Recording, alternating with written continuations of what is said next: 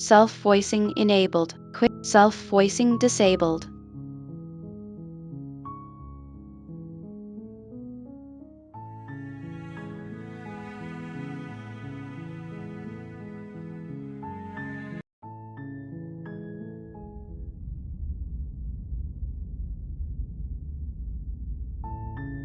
You're on a path in the woods, and at the end of that path is a cabin. And in the basement of that cabin is a princess. You're here to slay her. If you don't, it will be the end of the world.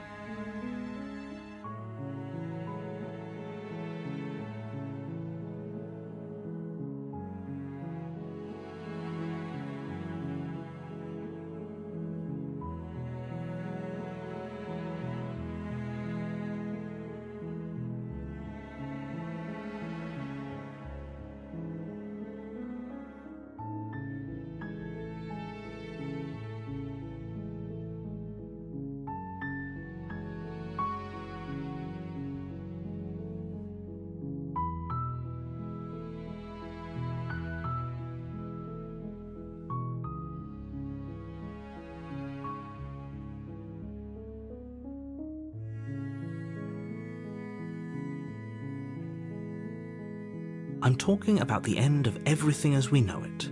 No more birds, no more trees, and perhaps most problematically of all, no more people. You have to put an end to her.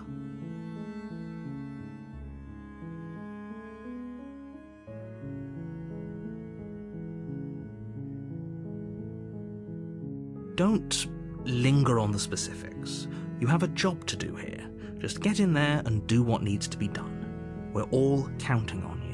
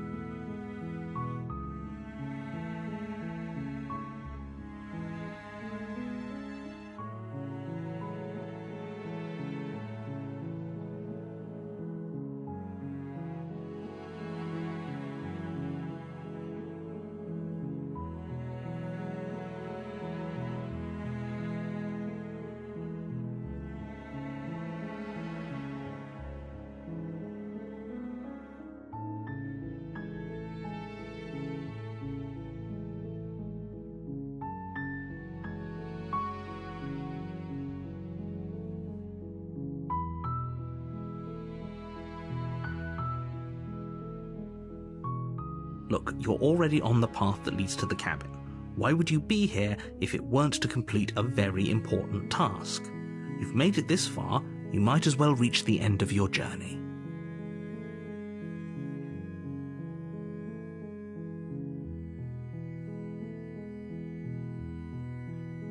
While I appreciate the mental exercise, we are running up against a bit of a ticking clock. Nevertheless, let me assure you, the princess is locked up because she's dangerous. She is not dangerous because she's locked up. And before you decide to waste even more of our time by asking how I know that, let me suggest a more pragmatic lens through which to view this situation. Causality doesn't matter here, because the end result is the same no matter what led us up to this point. If the princess leaves the cabin, the world will end, and there is no changing that. It's no use arguing semantics over a metaphorical chicken or egg, because the egg is hatched and it's about to ruin everything.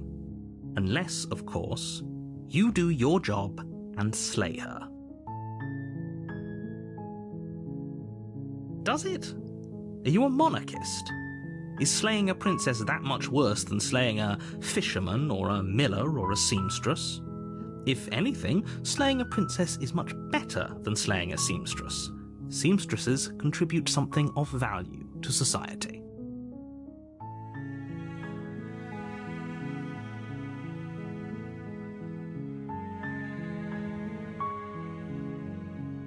Oh, if only that were the case, but I don't make the rules. I have to say, I'm surprised at your reluctance thus far, but unfortunately for the both of us, you're the only one who can pull this off. Like I said, I don't make the rules, no matter how much I wish I did.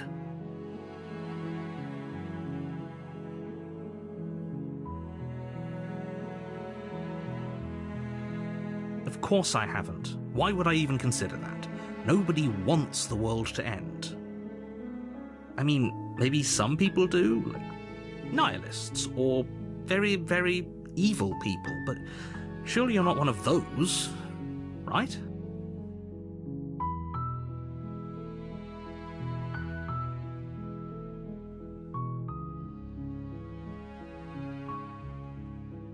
Are you serious?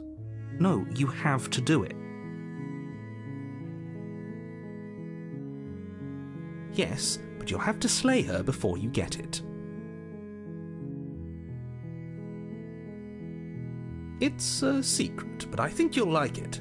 It's a special reward, just for you. And whatever you think it might be, I can promise you it's going to be even better than your wildest imagination.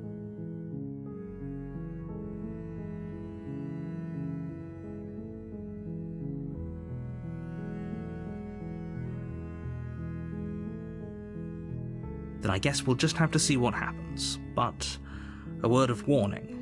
If you go in prepared to hear her out, she could easily trap you in her web of lies. And the more you listen to her honeyed words, the harder it'll be to pull yourself out. Then each and every one of us is doomed. So sure, go, talk to her. See how that turns out for all of us.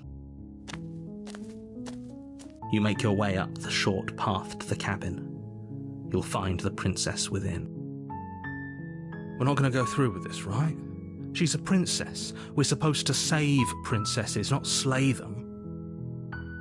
Ignore him. He doesn't know what he's talking about.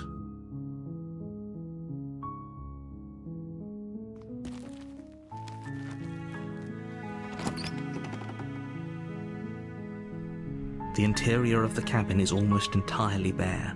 The air is stale and musty, and the floor and walls are painted in a fine layer of dust. The only furniture of note is a plain wooden table. Perched on that table is a pristine blade. The blade is your implement. You'll need it if you want to do this right.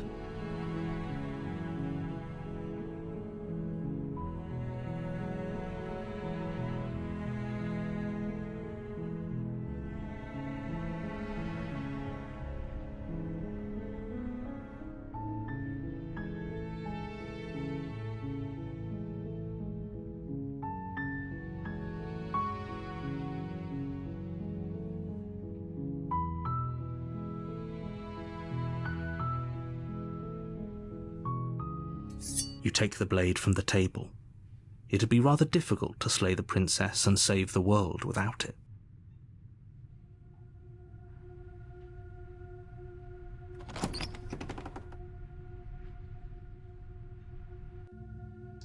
The door to the basement creaks open, revealing a staircase faintly illuminated by an unseen light in the room below. This is an oppressive place. The air feels heavy and damp, a hint of rot filtering from the ancient wood. If the princess really lives here, slaying her is probably doing her a favor. Her voice carries up the stairs. Who's there? She sounds dangerous. It's almost as if she's the one in charge down here. Don't let it fool you. It's all part of the manipulation.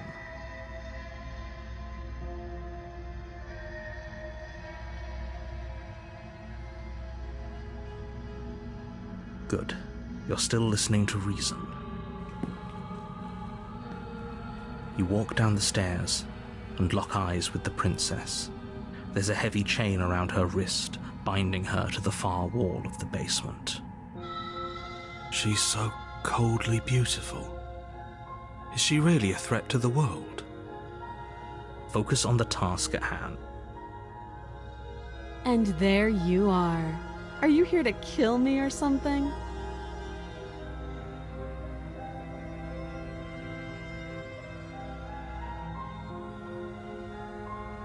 Then why did you bring a knife with you? How about you drop it, and then we can chat? She makes a compelling point. What if we just dropped the blade and talked? Look at her. It's not like she's a threat. Don't you dare. It's fine. We can decide what we want to do after we talk to her. Maybe she really is a monster, but killing someone in cold blood isn't very becoming of us.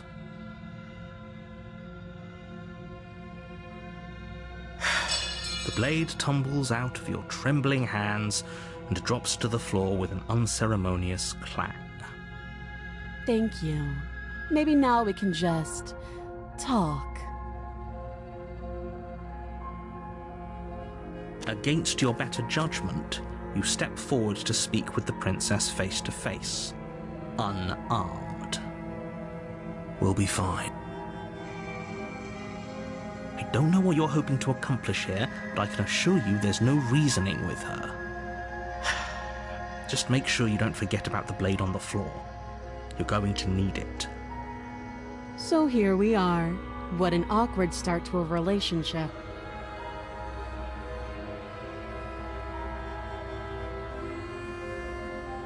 I know.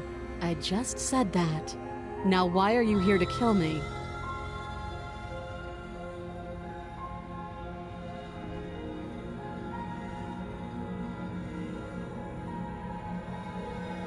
Believe me. And do you think asking me what to believe is going to suddenly make everything crystal clear? Let's not pretend that's going to happen. As far as you're concerned, and as far as they're concerned, I'm going to say whatever I have to get out of here. That's just the dynamic of our situation.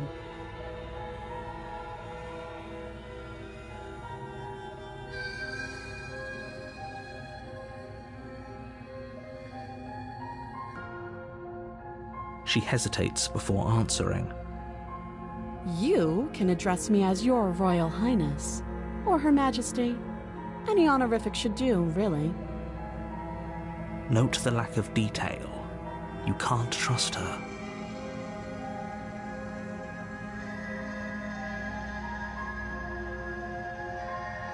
Too long.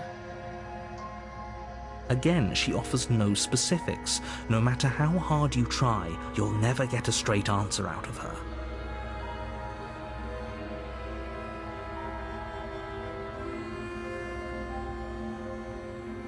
Do you?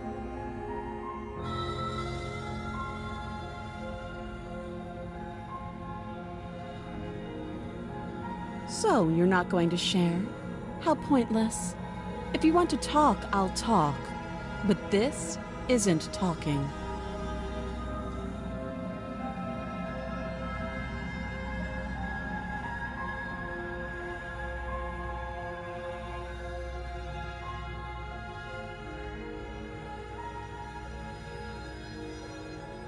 Don't just tell her that. Is that why they threw me down here? But I don't want to hurt anyone. I like the world, I think. I don't remember much about it, to be honest. I've been down here a long time. Just how long has she been down here? If I'm supposed to be capable of ending the world, then how did I wind up here, chained to a wall? Have they told you why I'm allegedly so dangerous?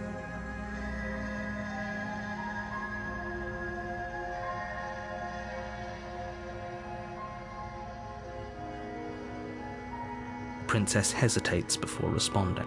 She doesn't know. She's been down here too long to have any idea of what she'd do in another life. She knows what she'd do. She's just searching for whatever answer she thinks you want to hear.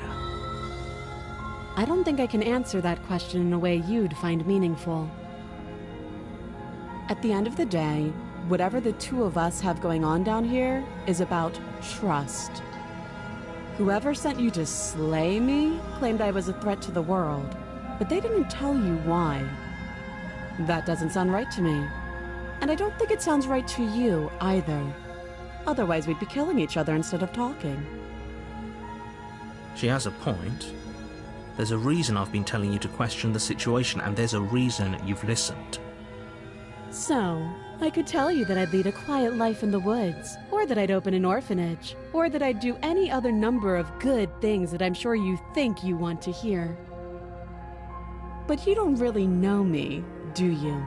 What can my word possibly be worth in a situation like this? She's right about one thing. Her word isn't worth anything. Like I said, it's all about trust. Blind trust. So do you trust me, the prisoner, the victim, the princess clearly incapable of ending the world? Or do you trust whoever put me here? She's wrong. This isn't about trust. This is about risk. We stand to lose everything, all for the sake of one person, and a subjugating monarch no less.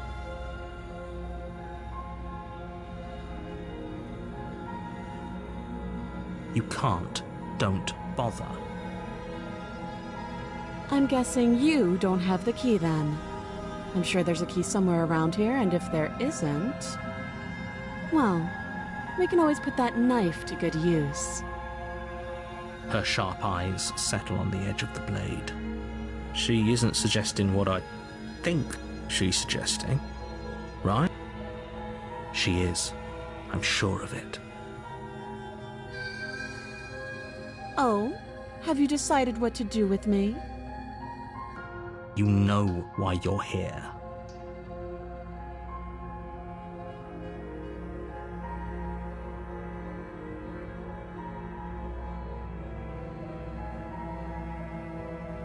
Oh, you have to be kidding me. You walk up to the chains binding the princess to the wall and give them a tug. They're large and heavy, far too solid for you to even imagine trying to break them apart. If you don't have the key, maybe you should go looking for it. I'm sure it's somewhere upstairs. Doubtful. Whoever locked the princess away down here intended for her to never see the light of day. They wouldn't have just left the key to her chains somewhere in the cabin.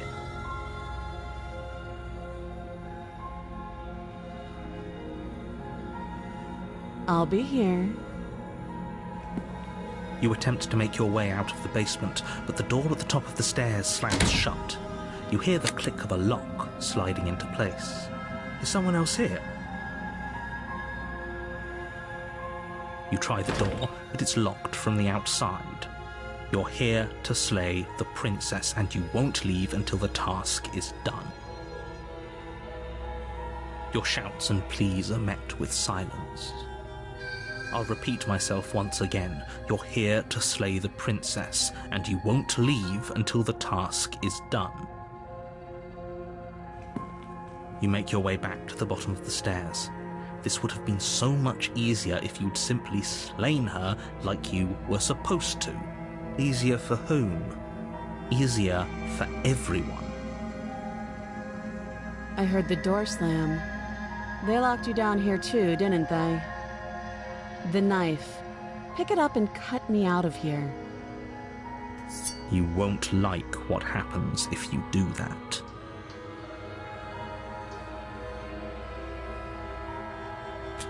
Against your better judgment, you place the blade against the princess's arm, just above the massive, unyielding chain. You cut into her flesh. The blade is sharp, and you make quick work of it. Before long, you're able to crack through bone, and she pulls the bleeding stub of her arm through the iron gauntlet.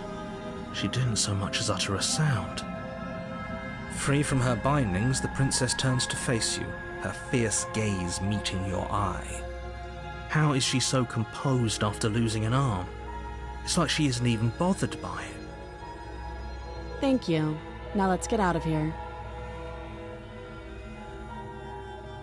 No, we won't have any of that. The stakes are too high. You can't just let her escape into the world. No, I just can't let her escape into the world. As the princess approaches the bottom stair, your body steps forward and raises the blade. Wait, this isn't fair. You can't just do that. Watch me.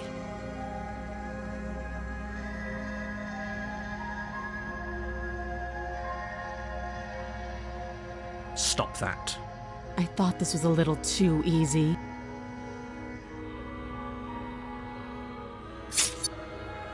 Your body lunges forward to sink the blade into her back, but the princess swiftly moves out of the way before you can connect. Stop it! Stop resisting me! I am trying to get you out of here alive!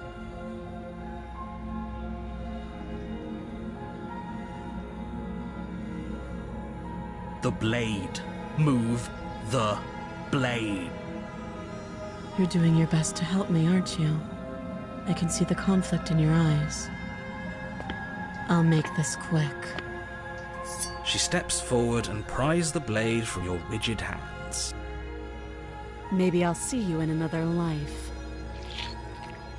And then she slits your throat with an almost clinical ease. Her face remains unchanged as she watches you collapse to the ground, blood flowing from your butchered neck. This is the end, isn't it? I'm afraid it is. Everything goes dark, and you die. I hope it was worth it.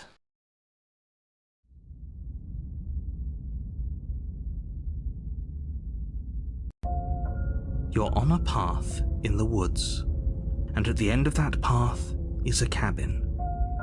And in the basement of that cabin is a princess.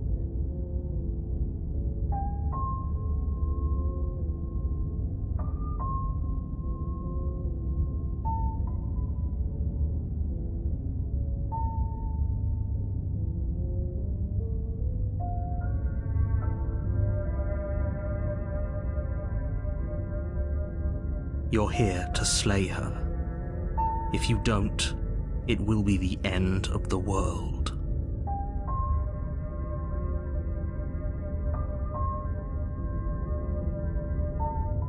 A terrible sense of déjà vu. No, you don't have that. This is the first time either of us have been here.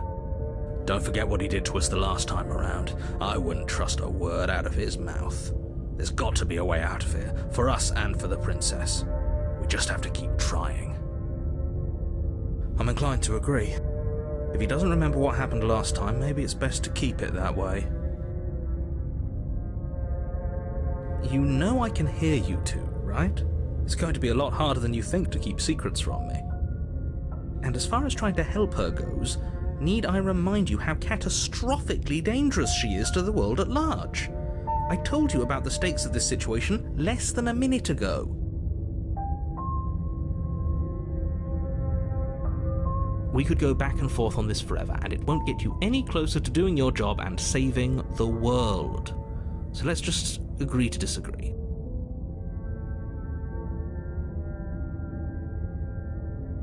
Those are two very different questions, but fine, I'll indulge you if that's what it takes to get you moving. Let's say for a moment that this really is the second time you've met me, or at least a version of me.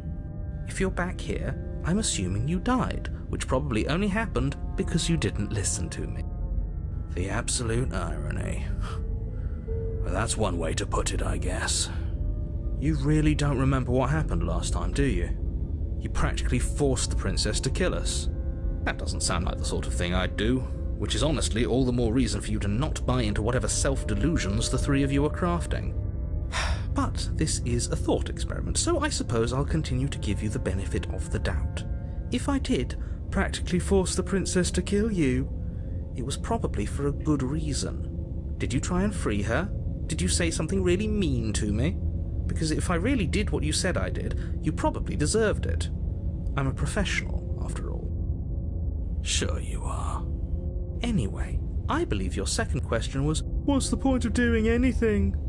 If you're asking that, it sounds to me like you're making the rather dangerous assumption that your actions last time around didn't have any consequences. What do you mean? Of course there weren't any consequences. You forced the princess to kill us and now everyone's right back where they started. That sounds pretty consequence-free to me. Yes, but in this purely hypothetical scenario, that begs the question of how you got back here. Did time simply rewind itself, or were you instead transported to a different world entirely? If it's the latter, what do you think happened after you died?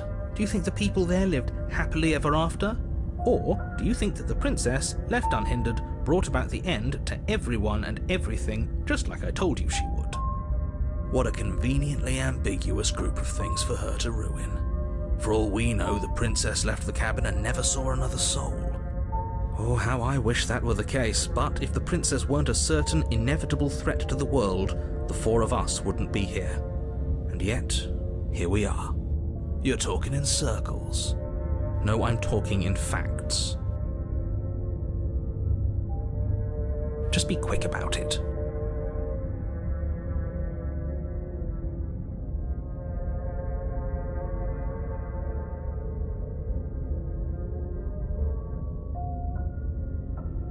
She just can. Believe me, I wish I could tell you more, but you'll just have to trust that what I'm saying is true, and that, despite it all, you're fully up to the task that's been given to you. You haven't given us an ounce of proof. You do know that, right? What proof could you possibly ask for? Literally anything. Fine. Check your pockets. You put your hands in your pockets and pull out an envelope with the words, "The Evidence," written across the front. Within, you find a note in your handwriting. It reads, "The princess will end the world if you don't stop her. This is an immutable truth." That doesn't prove anything. How do we know you didn't just forge our handwriting? I wish I could tell you more, but there are some rules I have to follow for all our sakes. Please just trust that these rules are in place for a reason. I'm on your side. You mean you're on our side as long as we do what you tell us to? Exactly. Because you not doing what I tell you to do means you're putting the world at risk. I think we've got everything out of him we're gonna get. People locked her in that basement, and I told you what this place is. It's a path in the woods. Don't overcomplicate things. Look, I'm not supposed to say this, but it's because you're special. You're the only person capable of doing this. Call it a prophecy, if that helps, but it's just the way things are. Oh, I didn't know we were special. Of course you're special. Why else would you be here? Yes, right. We're here because we're special. Look, you're annoyed that you're here. I get it. I'm also annoyed that I'm here. But we're all in this together, and we're dealing with a bit of a ticking clock right now, so please just get to the cabin. I've told you everything you need to know. Going into more detail would just overcomplicate an otherwise very simple situation and make your job more difficult. Not to sound like a broken record, but the less you know about her, the better things will go for all of us. I know it sounds like I'm hiding something, but you're just going to have to trust me here. Great. Now, if you don't mind, the whole world is waiting with bated breath for you to save it from ruin.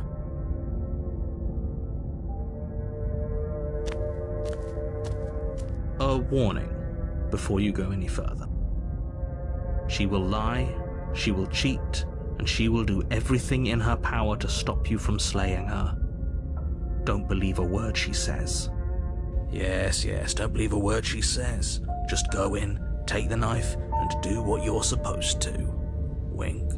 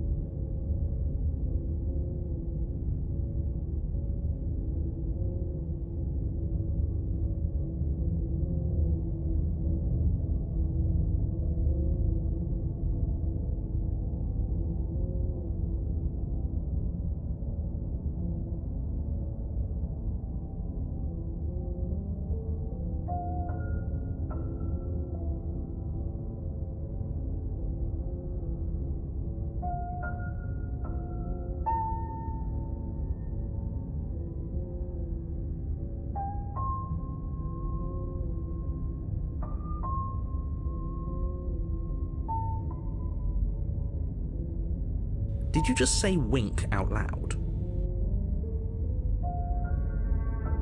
No, I didn't. Wink. Just ignore this clown and focus on the princess.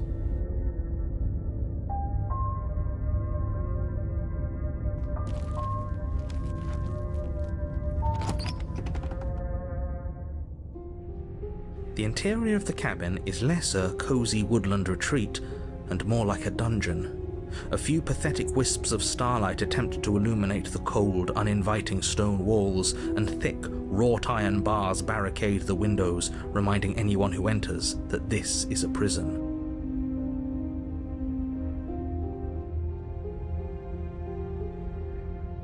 The only furniture of note is an iron table, bolted to the floor, a pristine blade perched on its edge. The blade is your implement. You'll need it if you want to do this right.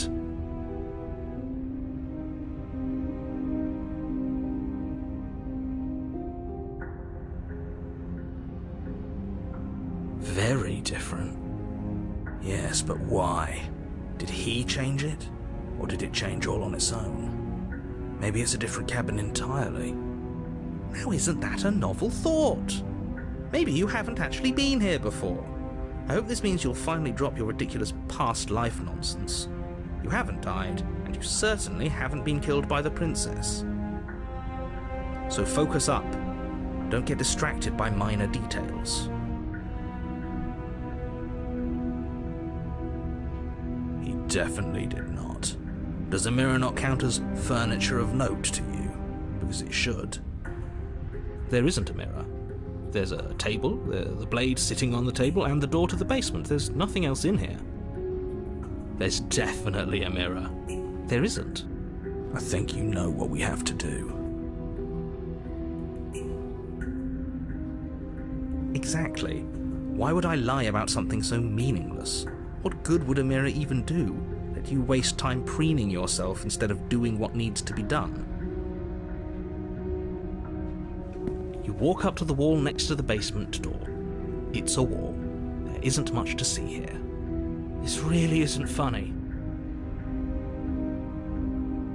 You reach forward and rub your hand against the cabin wall. I hope you know how ridiculous you look right now. But it was there a second ago. and now it's gone. If he doesn't want us to know about it, it must be important. We should keep our eyes peeled. Maybe it'll be back.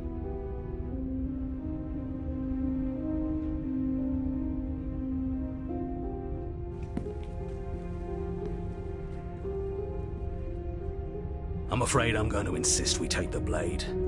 We're in a dangerous situation, and I'm not letting us go down there without a weapon. Are you sure? She killed us with it last time. What if she turns it against us again? Yes, I'm sure, and I've already got a plan for that.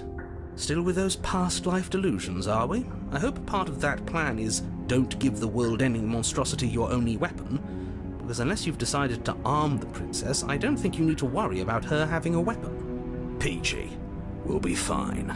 Okay, I'm trusting you. Normally, yeah, but not about this. Call it a reflex. We take the knife as we go. Wonderful. You do exactly that, sweeping the blade from the table before proceeding to the basement. Don't worry about it. We have a knife, so what? It's not like we have to use it. No, you don't have to do anything, but you do well to use it regardless. Moving on.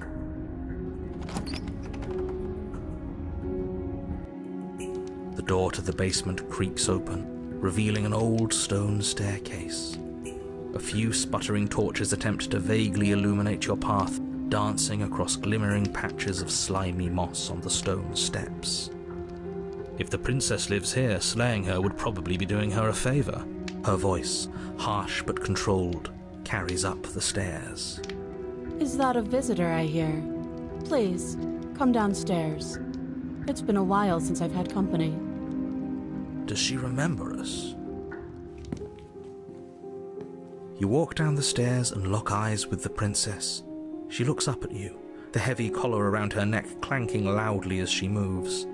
The chains binding both her wrists to the far wall, joining the metallic chorus as she adjusts her hands in her lap. So much for cutting her out of here. Do you hear yourself right now? Cutting her out of here never should have been on the table. Have you noticed the empty chain on the wall? Odd that in a place where everything seems to serve a distinct purpose, there would be something so obviously useless. That was there last time too, wasn't it? It was. What an interesting development. Why don't you have a seat? The two of us should chat before you bury that thing in my heart.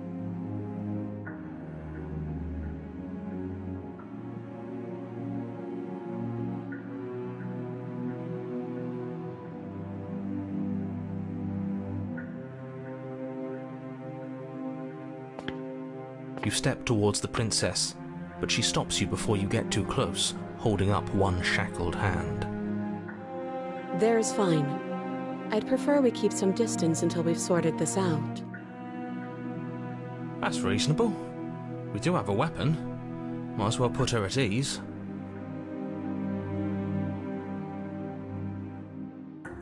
You do as she asks and sit on the floor, still a good distance away from her. Thank you. Now, what are your intentions for me?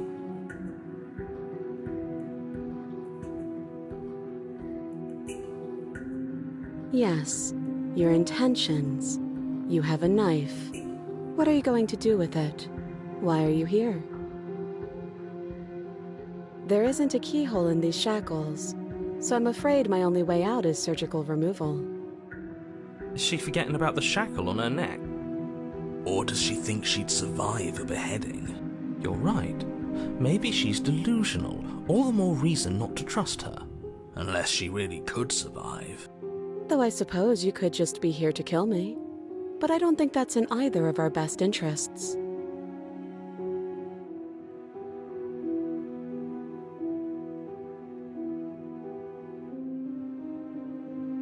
Oh? Are we acknowledging that? I thought we weren't going to give away the game. But yeah, I remember. I guess what you said back in the woods really was true. As much as I would like to remain in denial, it's no use. This has complicated things. It's complicated things how, exactly? Ideally, this was supposed to be one and done. You go to the cabin, you heroically slay the princess, and in the process you save the entire world from being damned to oblivion. The situation right now, where you're getting a second shot at things, is a contingency. A contingency for what? For you failing, obviously. And you being here means that things are going to be a lot harder than they were. I really shouldn't say anything else, I'm just going to make it worse. Just good luck. Now hold on, if you knew this could happen, why didn't you believe us back in the woods? Why lay out all those hypotheticals? We didn't have to talk in circles. I needed you to believe this was your first time here, even if that wasn't the truth. I hoped if I pushed back hard enough I could cram this seeping mess back into the bottle. And maybe I wanted to be the first version of me that you met. I didn't want to be confronted by the alternative. That's pathetic. I never said I wasn't. I get it. It would be pretty upsetting, wouldn't it? To know that you might not be the first version of yourself. At least we can remember what happened before. Seems like we should count ourselves lucky for that. Exactly, he gets it. You're lucky, so don't waste that luck by messing it up again. Alright? Moving on. Why is it important for us to be ignorant? How is it ever helpful to be in the dark? The more I say, the more your mind will swim into dangerous waters. Even saying that is too much. Your success hinges on you having imperfect information. For the sake of the entire world, you need to accept that. I won't. Just give it a rest, this isn't helping. Focus. This is a serious situation. You shouldn't be daydreaming.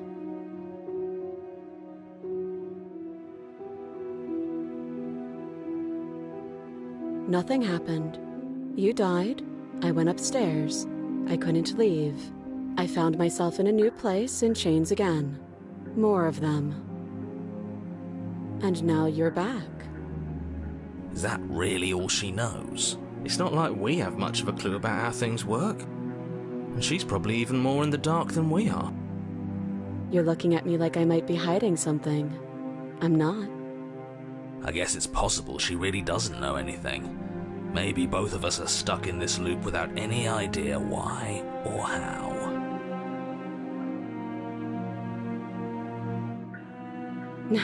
No. Like I trust you to come any closer with that knife. All you're going to do is hand it to me and watch me work. But she would have to cut her head off, right? She can't be suggesting that. She certainly seems confident. Maybe she knows something we don't.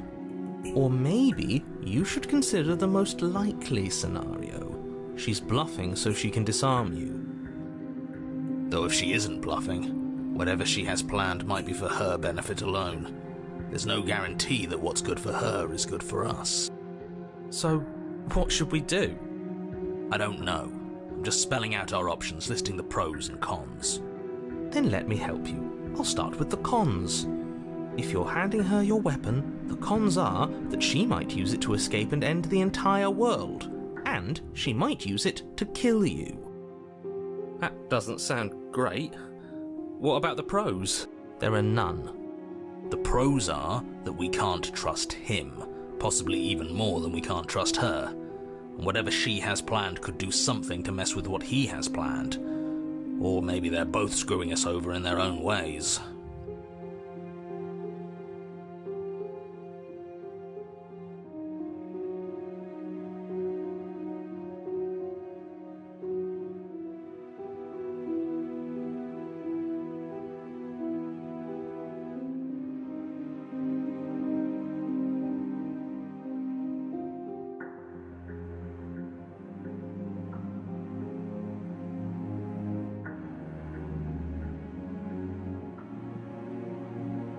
I do.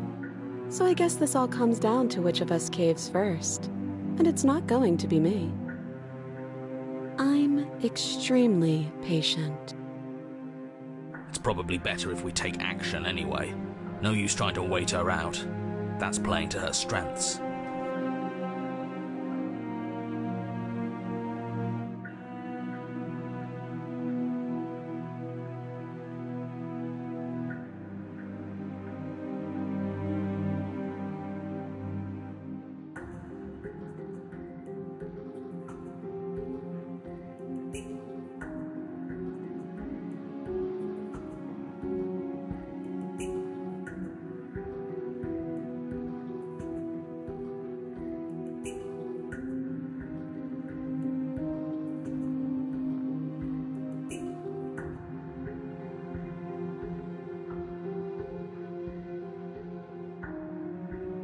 Slide it over. No, absolutely not. I am not letting you hand your only weapon over to the world-ending princess. Until you come up with any other idea, like, say, I don't know, doing your job and slaying her, you remain rigidly in place. You tried this last time. Do you want to know how it went for you? Oh, I remember. She killed us, which, by your estimation, ended the world, right? Oh, Rory tried to take over, buddy. Exactly. If I were you, I wouldn't be too keen on repeating your mistake. Hell, we could even force your hand and do it ourselves. I'm not afraid of dying again. Are you? A little. I think you got your point across. Fine. You slide the blade across the floor. The princess maintains unsettling eye contact as she reaches down to pick it up. Thanks. She pulls up her hair, smiling slightly as she raises the blade to her throat. What is she doing? She doesn't say another word as she cuts into her own neck. No!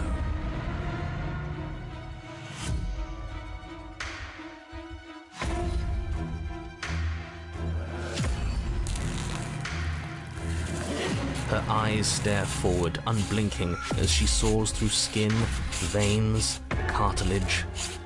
At last she reaches bone, the blade grinding audibly against her vertebra as it continues to slice its way through her neck.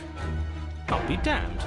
She's actually doing your job for you. Why would she do that? Huh. So that's her play. Killing herself? She isn't dead yet. Finally, you hear a snap.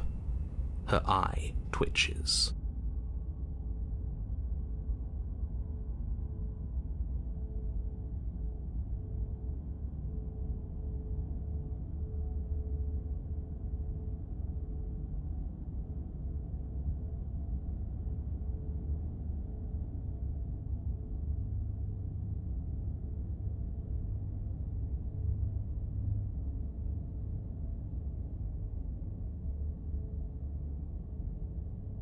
There's an uneasy silence. She remains motionless for a long moment, her twitching eye the only movement in the room, until at last it stops in an unsettling half-wink. Her head twists slowly to the side, flopping to her shoulder, and her neck opens. The remaining tissue is not enough to hold the weight of her severed head. It stretches and tears until finally it falls to the floor, completely free. It bounces a few times before rolling to a stop at your feet. Oh no, oh no, oh no, what did we do? Can we put it back? Please tell me we can put it back. The princess's eyes stare up at you. Dead. Congratulations! You saved the world. Huh. So I guess that's it. What a way to go. But she is gone, isn't she? I hate this. Can we just get out of here now, please? Of course, the princess is slain and the world is saved. Whenever you're ready, you can proceed to your reward. Now hold on, she's dead. So what's the rush? What's your angle? I don't have an angle. I'm just looking forward to putting all this behind us. I'm sure you can understand that. Look, I'm just not ready to put my guard down. It's best to keep sharp. She wouldn't have done all that without some kind of reason. She's left us with this dangling thread, and I need to know why. You're just wasting your energy. The danger has passed, and now we can all relax and enjoy your reward.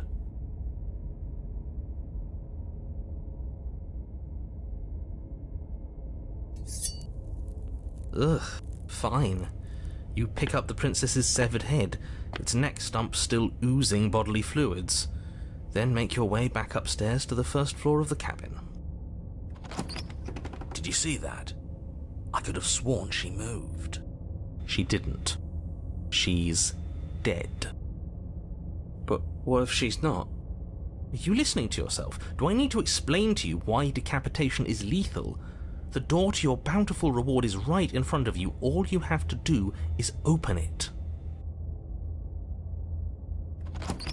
You open the cabin door, ready to return to a world saved from certain doom. Only, a world saved from certain doom isn't what you find. Instead, what you find is... Wait, no, that's not right. Well played. This is the end of the world, isn't it? I always thought I'd at least have time to explain myself before I had to watch it happen. It's already... over? Is he gone? But we're still here. Maybe it wasn't the end of the world after all. Maybe it was just the end of his. Thanks for carrying me up here.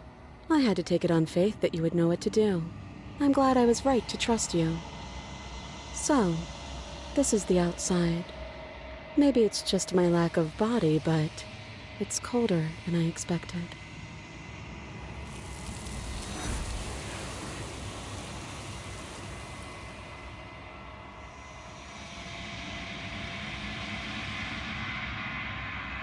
She's gone. Where did she go? Should we try and find her? And there's that mirror again.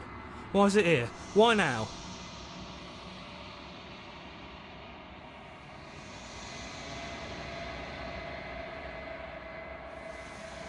If there's even a her to find anymore. You're right. She's gone. It's just us and that awful thing.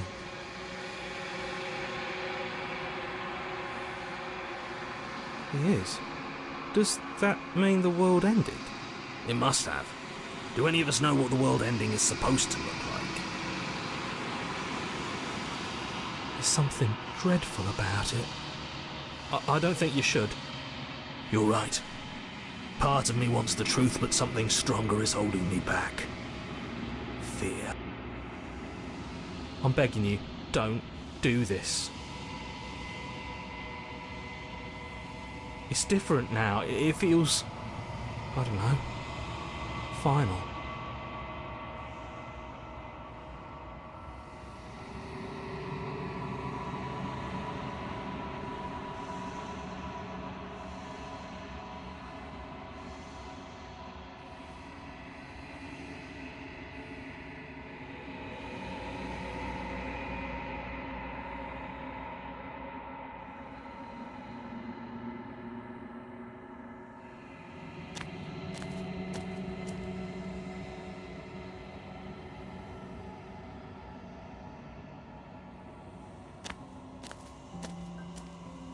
Something finds me in the long quiet and brings me the gift of a fragile vessel.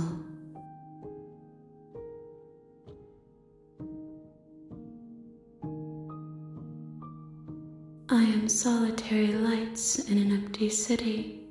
What are you?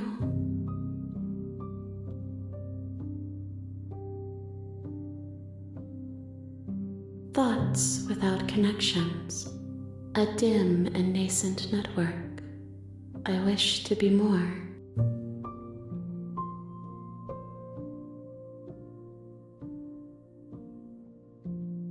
I think that you are like me. We are oceans, reduced to shallow creeks.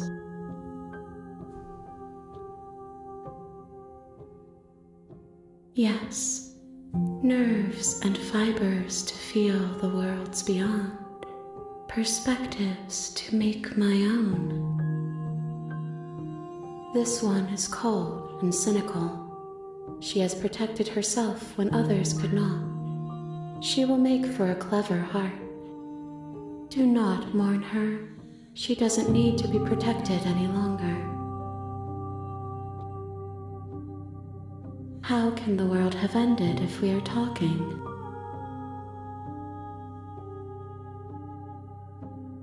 I'm sorry.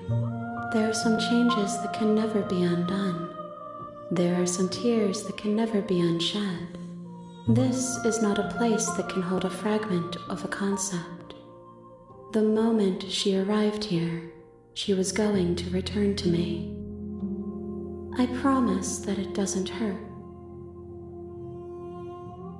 You are the only thing I have ever known. The space we're in is vacant. Nothing comes here but us. I have only just now stirred to consciousness. I could not have trapped you here, and I too yearn to be free. I know only that they are. She is part of me, and part of me is her.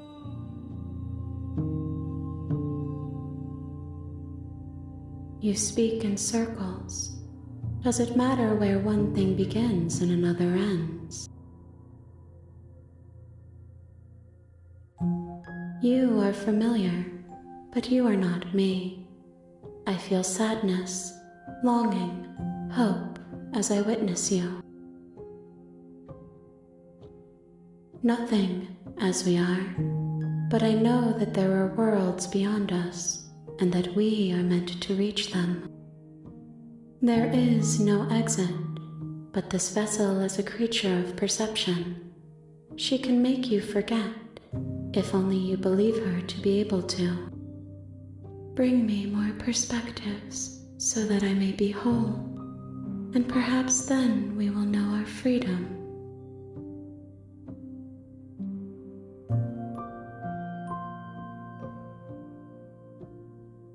I have not lived. I am not afraid to die. Everything, until we meet again. More than you have found, but less than there are to find. I am infinite. The rest will find their own way home. Then we will be here forever, as we are now, unfinished, dry, hollow.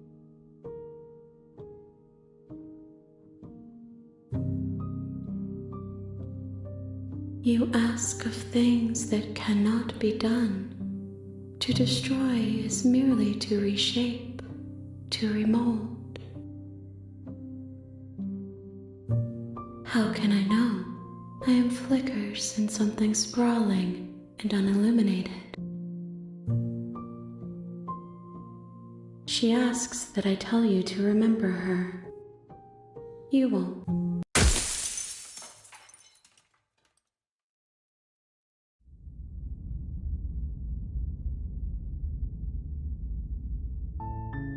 You're on a path in the woods, and at the end of that path is a cabin. And in the basement of that cabin is a princess.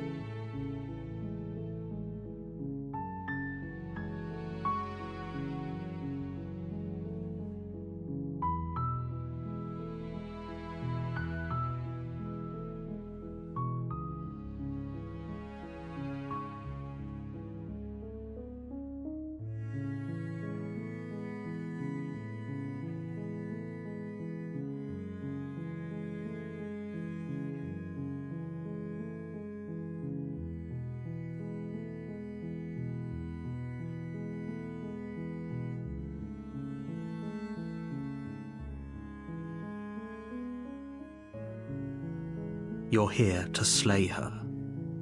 If you don't, it will be the end of the world.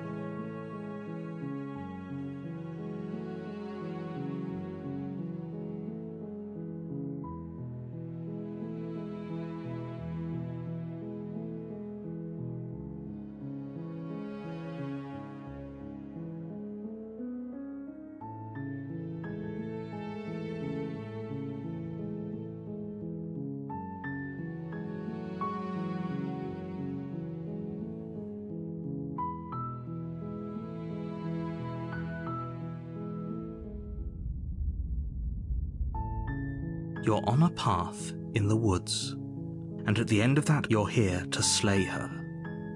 If you don't, it will be the end of the world.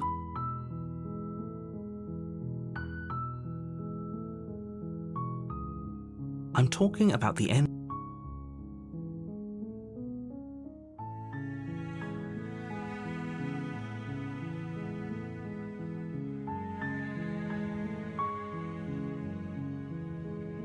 Don't link.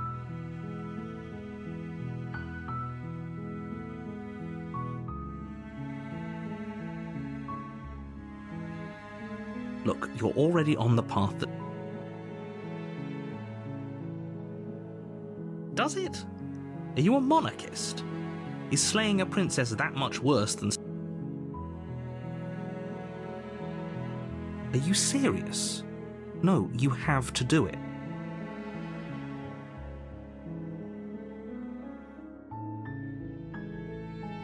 Seriously? You're just going to turn around and leave? Do you even know where you're going?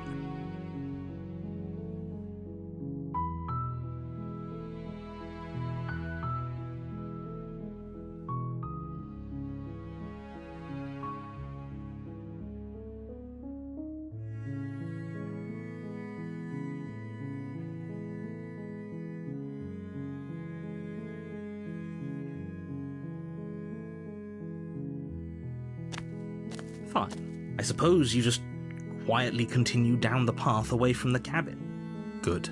What we're being asked to do here is wrong. Better to wash our hands of this whole situation than to take part in it. Ignore that annoying little voice. He doesn't know what he's talking about. That's strange.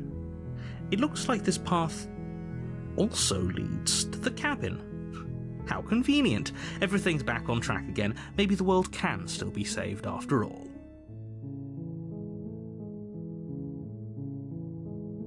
You're really keen on wasting everyone's time, aren't you?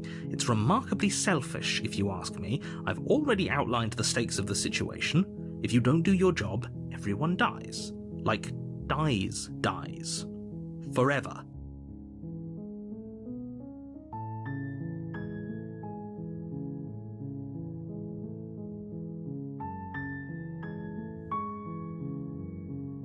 Killing is such a gauche phrasing and completely ignores the bigger picture. Your task is to slay the princess because she's terrible and she's really got it coming to her. But fine, you turn around and trek back down the path you came. Oh, would you look at that? You're at the cabin again. Now, I'm not normally one for superstition or astrology, but I have to say, it seems like the universe itself is doing its best to bring you to your fated confrontation with the princess.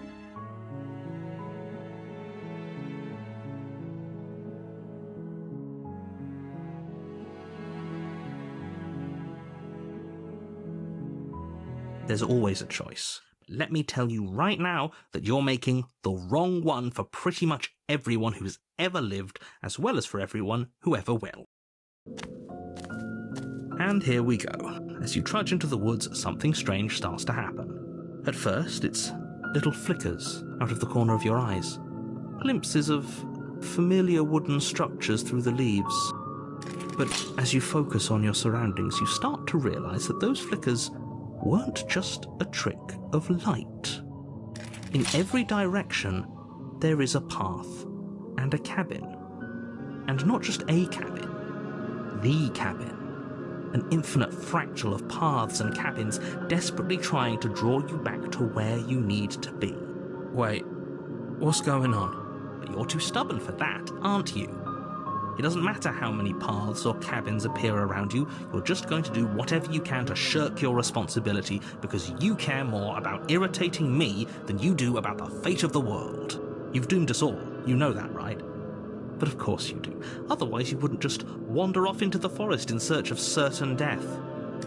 You lose track of just how long you spend aimlessly tromping through the wilderness. But it's not like any of that time spent lost in the woods really matters, because it isn't long before the world ends and everyone dies.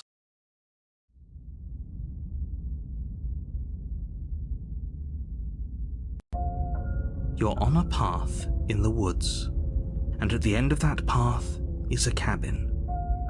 And in the basement of that cabin is a princess. You're here to slay her.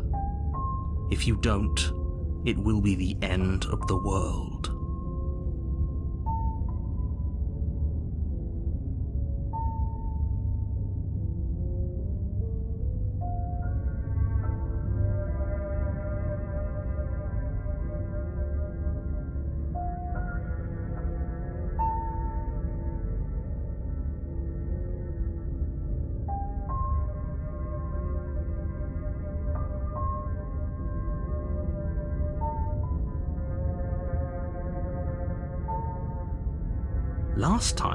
Last I checked, there wasn't any last time. We've just met, you and I.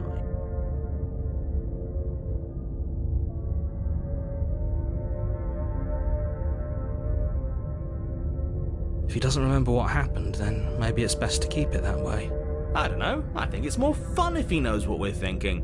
He's like a captive audience. The entire world ending wasn't enough to get rid of us. I don't think there's much he can do other than object. I wonder what else we can do to ruin his day. If by ruining my day, you mean ruining everyone's day forever, then yes, I suppose there are plenty of ways you could pull that off. The world really did end last time, didn't it? We should be careful. For all we know, we just got lucky. The world hasn't ended yet. And you are never going to slay her with that attitude. Stuff those pathetic little voices to the back of your mind and stay focused on the task ahead. What are you talking about? I'm sure those walls have always been there. It makes sense if you think about it. If there weren't any walls in the woods, someone might have gotten lost. Or, heaven forbid, someone other than you might have stumbled onto the princess.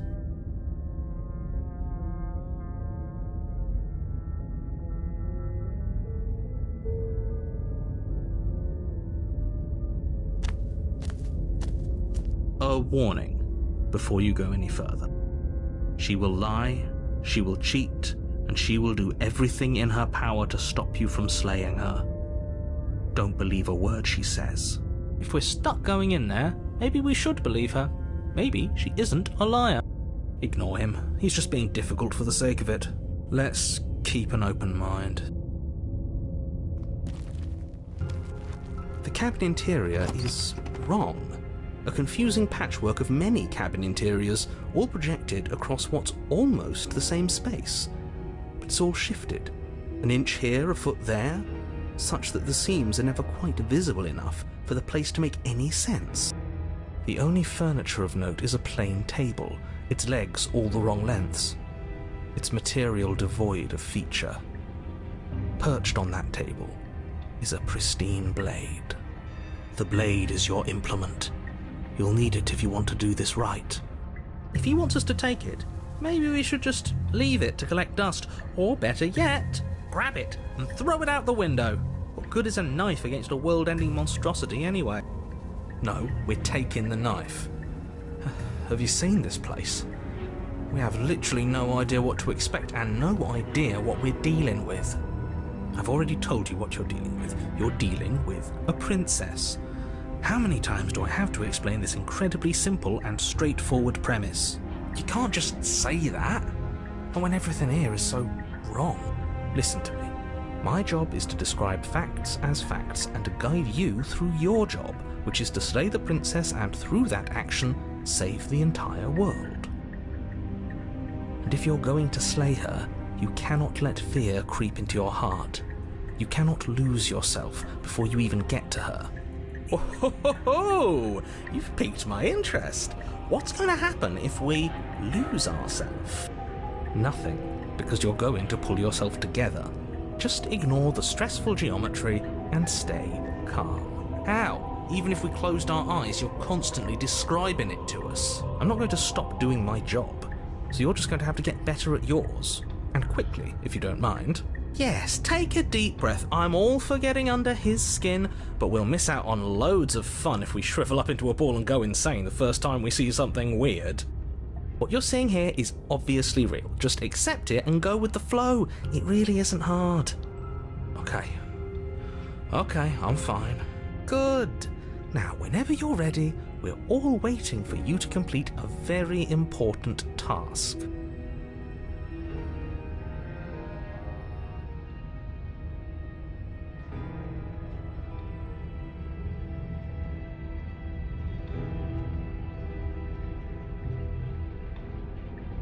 Ooh, we should look at ourselves. Wouldn't that be fun? You won't be looking at yourself because there isn't a mirror. There's the table, the blade sitting on the table, and the door to the basement. There's nothing else in here. There's definitely a mirror. There isn't. You insisting it isn't there just makes me want to look at it even more.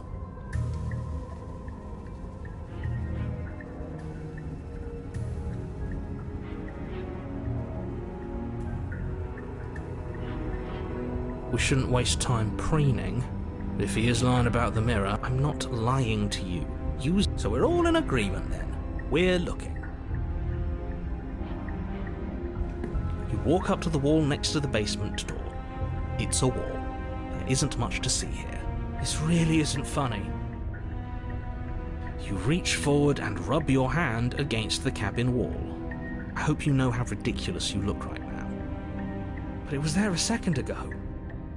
And now it's gone. You know that taking the mirror away from us isn't going to change things, right? We'll find it again, and then we'll see whatever it is that you don't want us to see.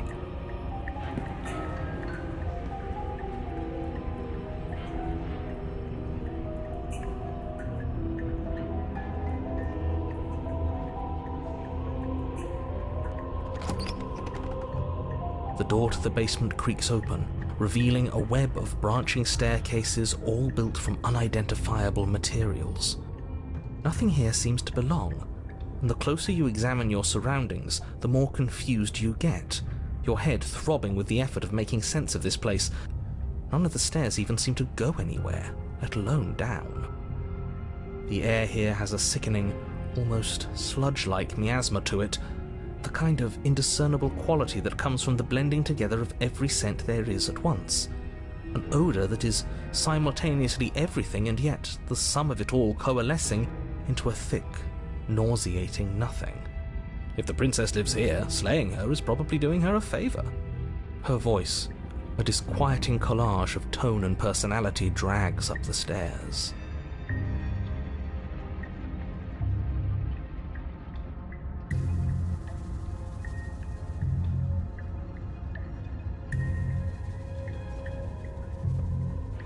Hello? Hi. What are you doing here? Are you here to kill? No, thank you. Oh, don't be such a baby. I don't want to do this. Let's just turn around and leave.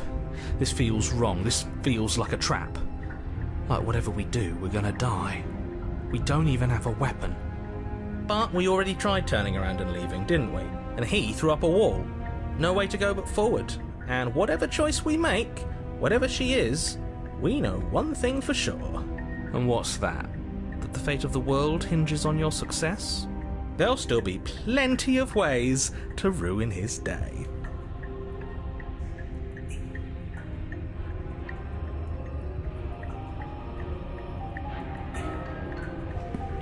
You step onto the centre staircase.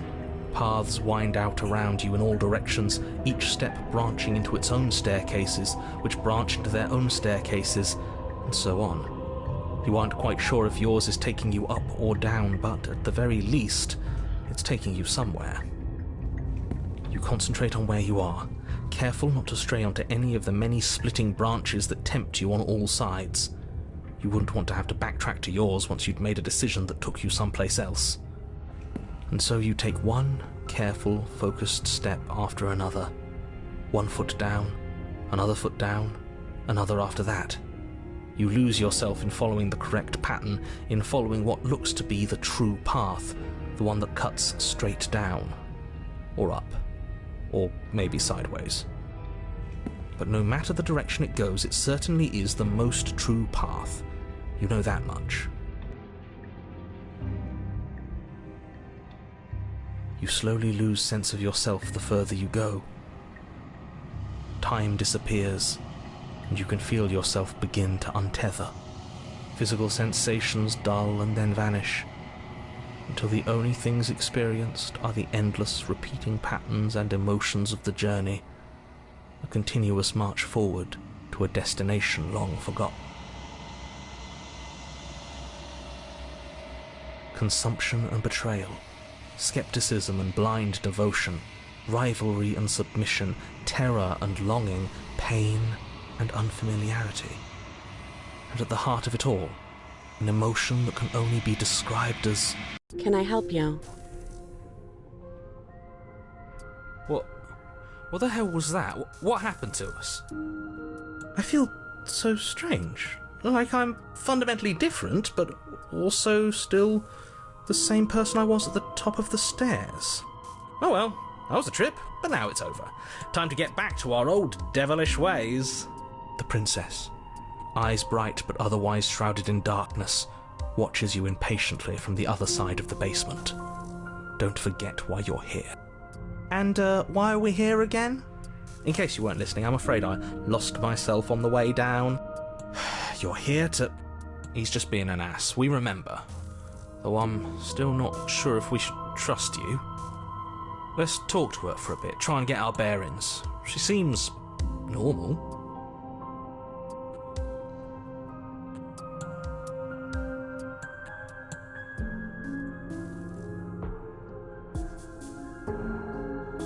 And yet here you are.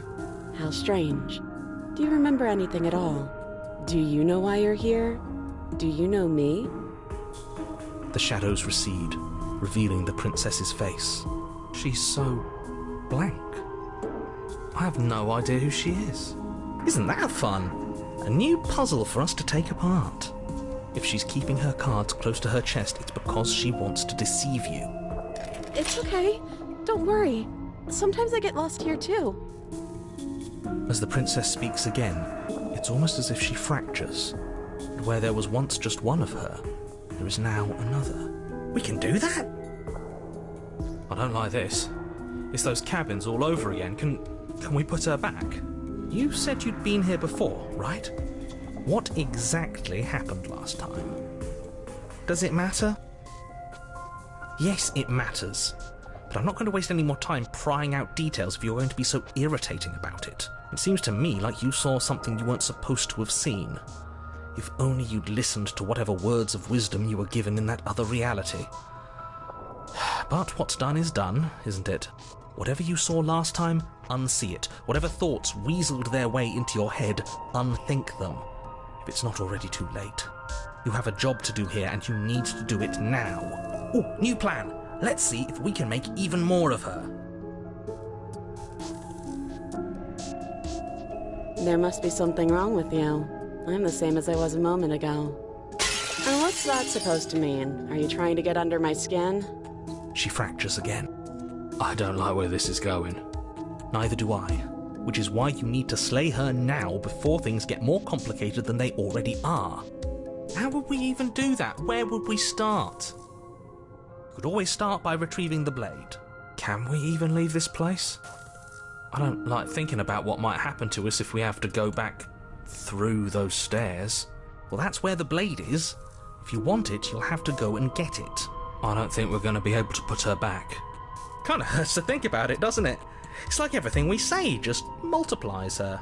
It certainly looks that way, so please, for the love of everything, stop asking her questions and stop stalling. You're obviously just making things worse.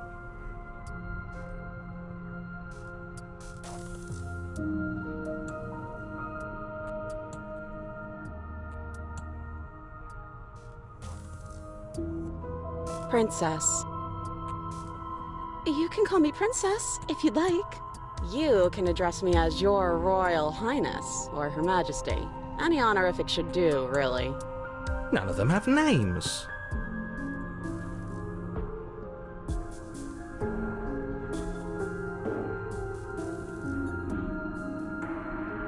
How astute.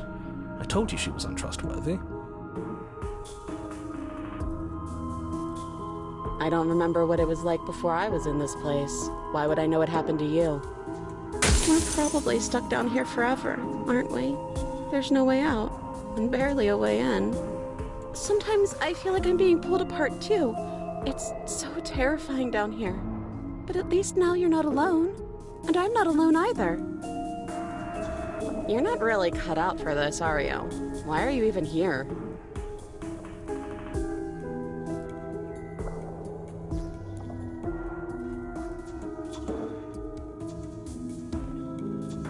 I don't have any weapons, and I'm chained to a wall.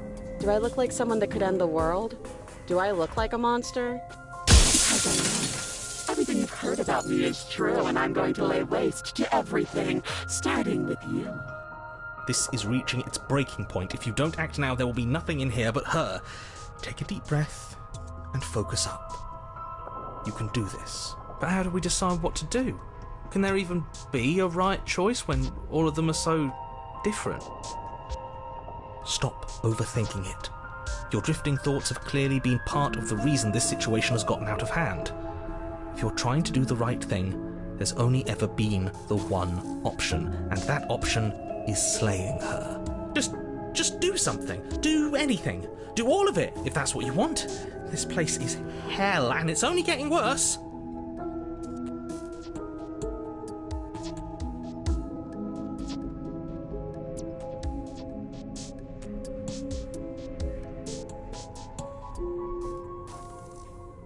Wait, that's not right. Go on. You take a step forward. Your foot lands, but it lands different. You experience a firm footfall, a gentle tread, a confident stride. You can feel yourself rupture. The room spins, your perception multiplying in a sickening kaleidoscope as your very self is pulled in incomprehensibly many directions. You find the blade suddenly in your hands. All at once you use it to strike at her bindings as you remain upstairs and slay her and leave her to languish alone. Is this what the end of the world looks like? What an unbearable mess. But this... we can't... Do you not have anything witty to say? I could use a good bit of wit right now. No, I don't, because this isn't fun. How are we supposed to have fun if everything is happening at the same time? It's the same as nothing happening, and nothing is excruciating. Luckily for all of us, nothing and everything doesn't go on forever. The world and the princess collapse in on themselves before it all falls apart. I think he's gone. We were never going to salvage this, were we? What happened to us? What are we? There are parts of us that are dead, and others, they just don't fit. They just don't fit. We can feel them moving around in spaces they don't belong. It's all so uncomfortable. Did you do this? Did we do this? Can you pull us back apart? Can you fix us? We should help her. I think we did this. How surprisingly sincere. I didn't actually think our actions had consequences. It's a little late for regret, isn't it? Please.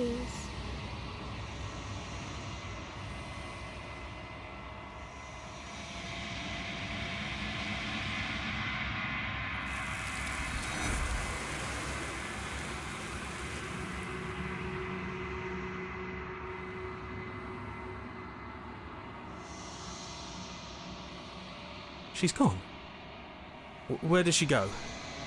Should we try and find her? And there's that mirror again. Why is it here? Why now?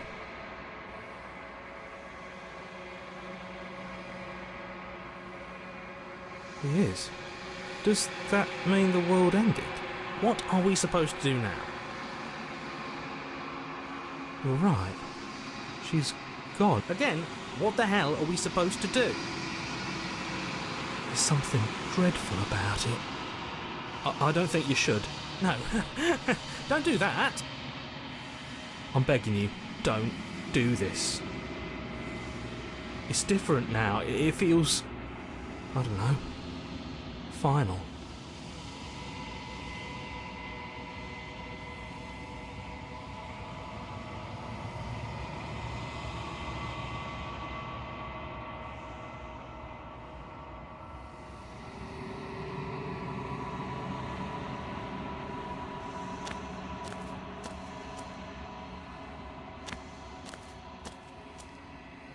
Something finds me in the... I am solitary. A person, a set of eyes witnessing from one perspective. We are oceans, reduced to shallow creeks. Yes, nerve, these ones are a contradiction. A winding kaleidoscope of paths and walls. They are stretched into a shape not unlike me, but it is a shape they cannot hold. I am sorry that you met this vessel so early in your journey, but they will make for a rich and vibrant heart. Do not mourn them, for they will finally get to know themselves.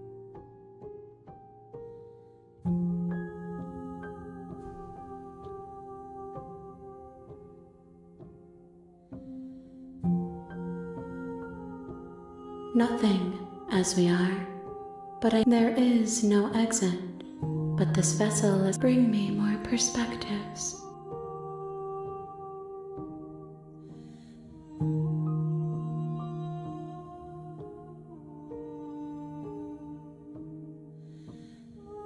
You ask of things that cannot be.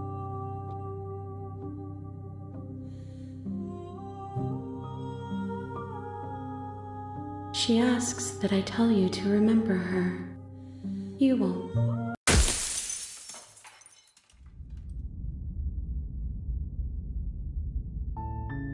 You're on a path in the woods, and at the end of that path is a cabin. And in the basement of that cabin is a princess. You're here to slay her. If you don't, it will be the end of the world.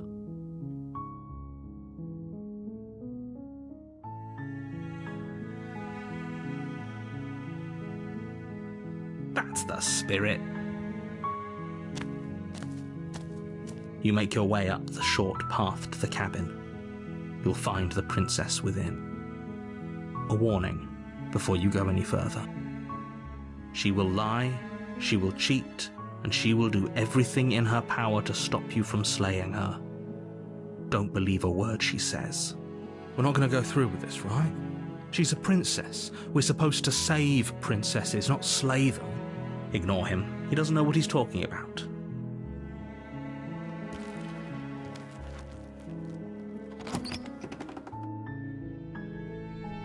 The interior of the cabin is almost entirely bare. The air is stale and musty, and the floor and walls are painted in a fine layer of dust. The only furniture of note, the blade, is your implement. You take the blade from the table. It'd be rather difficult to slay the princess and save the world without it.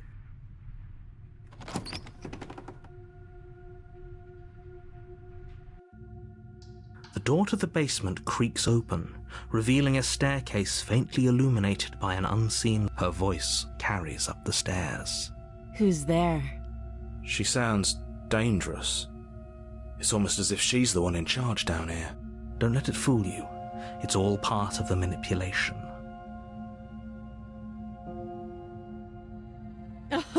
Oh, are you now? Why don't you come down and let me take a look at you? Great job. You gave away the element of surprise. Good luck, hero. You walk down the stairs and lock eyes with the... She's so coldly beautiful. Is she really a threat to the world? Focus on the task at hand. You weren't kidding when you said you were here to kill me.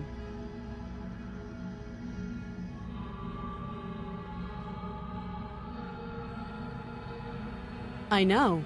You brought a knife with you and everything. But you don't have to try and kill me.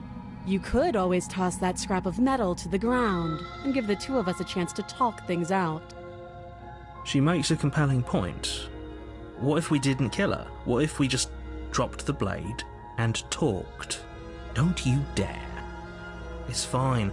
We can decide what we want to do after we talk to her. Maybe she really is a monster. But killing someone in cold blood isn't very becoming of us. You ignore the trembling in your hands and tighten your grip on the blade. You poor thing. Your hands are shaking. Are you scared of me? Because you should be. You step forward, your grip on the blade tightening as you steel your resolve. Oh? No talking then? Fine. What even makes you think you can kill me? I'm probably chained up in this basement for a reason, right? And if that knife is the only weapon you have, you'll have to get close enough to use it. So, you should just drop it. Best not to risk finding out what I can do. She's unarmed. If you hesitate now, it'll be too late. End this.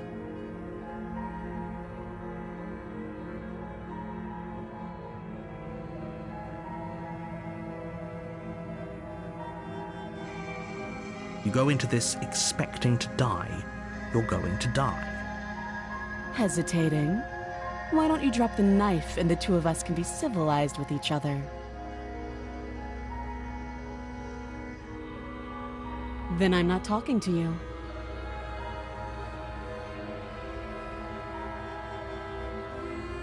You stare at the princess, squinting. She squints back. The two of you are going to do this forever, aren't you? You squint even harder. So does she. At least nobody's dying right now. You're going to have to make a choice. You can't keep squinting forever. Eventually, someone is going to have to blink. You charge the princess, blade trembling in your hand, but you've already lost the battle. She casually sidesteps your thrust before knocking you to the ground with a single blow from her elbow. We shouldn't have hesitated. But she doesn't stop there. She kicks you a few times for good measure, the pointed tip of her shoes feeling like a pickaxe against your fracturing bones, making sure you stay down. As you lie, crushed and broken on the basement floor, the princess kneels on your throat with the kind of weight you didn't think her slight frame could possibly possess. As you gasp for air, she eyes you with an intense curiosity. You shouldn't have let that fear creep into your heart. You had the upper hand, and now look at you. Is this really the best you could do? Look at you. Completely broken. I'd be lying if I said I wasn't a little disappointed. She applies more pressure, slowly squeezing what's left of your life out of your lungs. This is the end, isn't it? I'm afraid it is. Everything goes dark, and you die.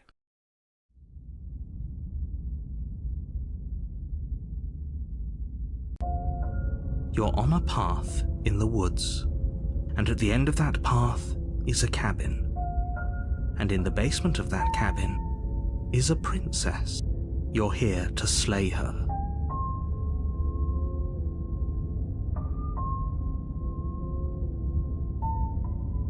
Again? People don't die twice. You haven't even met the princess, and I hardly think she'd be capable of killing someone as skilled and courageous as yourself. If he doesn't remember what happened, then maybe it's best to keep it that way. You know I can hear you, right? It's going to be a lot harder than you think to keep secrets from me. What does it matter what he knows? There's nothing we can do to stop her. She's just going to kill us again. She is not going to kill you unless you let her. But slaying the princess and saving the world is going to be much more difficult than it has to be if you spend the whole time second-guessing yourself. Those are two very different questions, but fine. Let's say for a moment that this really is. You died last time, which probably... Of course we died. We couldn't land a single blow on her, and she broke every bone in our body before she decided to let us die. What were we supposed to do to stop her then? What are we supposed to do to stop her now? It's pointless. She's just a princess. Slaying her shouldn't have been difficult, but congratulations. You've been given another chance to actually do this right. And I believe your other question was something along the lines of, oh, what's the point of doing anything? What do you mean? Of course there weren't any consequences. The princess killed us, and now everyone's right back where they started. Yes, but in this purely hypothetical scenario, if it's the latter, What do you think the people there lived happily ever after? Or do you think that the princess, left unhindered, if she ended the entire world, why should we even bother? We might as well just walk up to that. Just because she's capable of ending the world doesn't mean you're not capable of slaying her. Both of those things can be true at the same time. So chin up. I believe in you. Just be quick about it. Like I said, if she killed you, it was probably because you didn't listen to me. Don't talk to her, don't trust her, just go in, do your job, and save the world.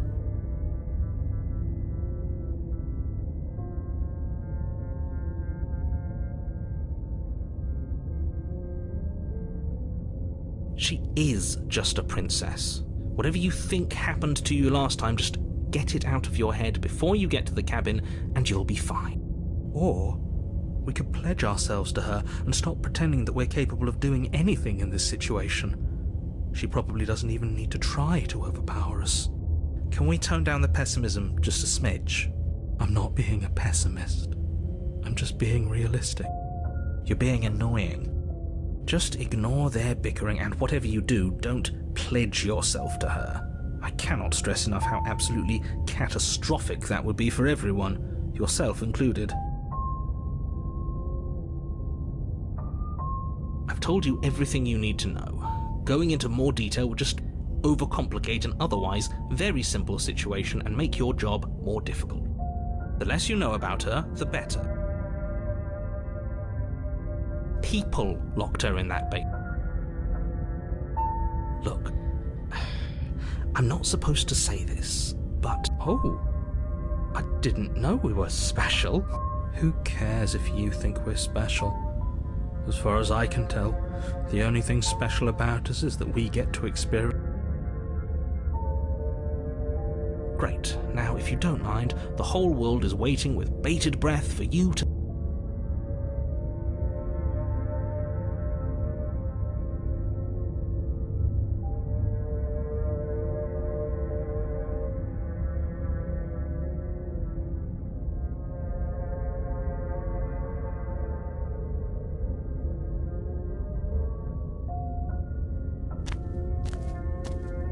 A warning before you go any further. She will lie, she will cheat, and she will do everything in her power to stop you from slaying her. Don't believe a word she says. Lying? Cheating? Why would she even bother? She didn't need to do anything like that last time. She caught us off guard last time. We'll be fine. Let's just keep our wits about us. At least one of you still has a shred of sense. Just make sure you listen to him and not that whiner. If that's what you want, I guess I don't have a say here.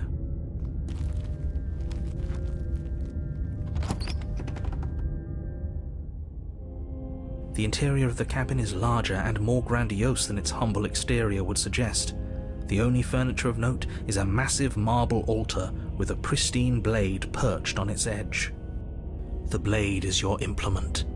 You'll need it if you want to do this right. Why do we feel so small? We don't feel small.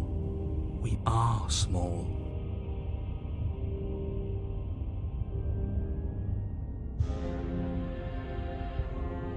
Maybe that's because you haven't actually been here. I hope this means you'll finally drop that ridiculous past life nonsense. That's because there isn't a mirror. There's definitely a mirror. There isn't. Who cares if there's a mirror? We're all going to die anyway, and I'm sure that if we looked in there, we'd just see something sad and miserable looking back at us. We don't need any reminders of what we are. It would only make things worse. Though, for what it's worth, if there were a mirror, I'm sure that you wouldn't find anything sad.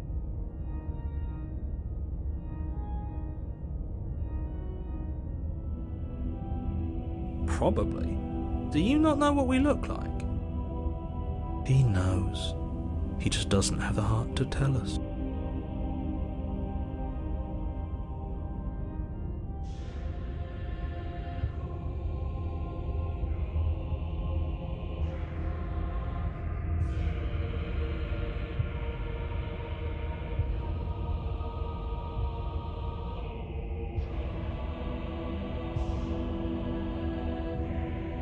but it does matter. Don't you care if we're being lied to? If he's willing to lie about something as innocuous as a mirror, what else is he hiding from us? I'm not lying to you. Use your eyes. There is no mirror. Why would I lie about something so meaningless? What good would a mirror even do? Let you waste time preening yourself instead of doing what needs to be done. But there was a mirror a second ago. We should count ourselves lucky. Some things are better left unseen. You take the blade from the altar. It would be difficult to slay the princess and save the world without a weapon.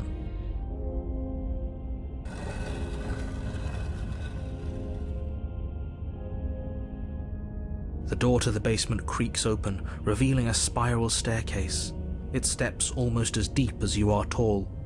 The smell of incense drifts up from below. For a moment, you almost feel at ease.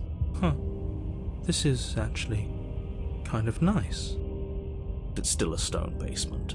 If the princess lives here, slaying her is probably doing her a favor. Her booming voice rolls up the stairs. Is that a guest I hear? Don't linger on the stairs. Come down and witness me.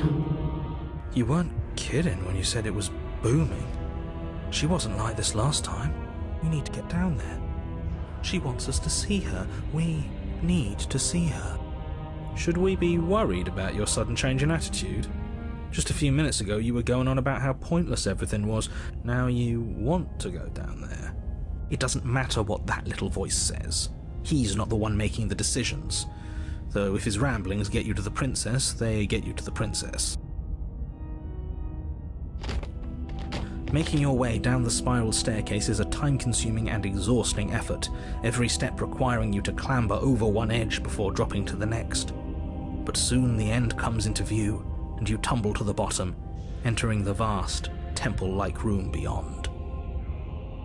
The princess towers over you, almost glowing in the weak starlight, her figure framed by a stained glass window. Her long hair billows around her, and a chain binds her wrist to the far wall. The chain is nothing to her. It might as well be a toy for all the good it would do. I told you it was pointless to resist her. The little bird has returned to me. I wonder what he wants.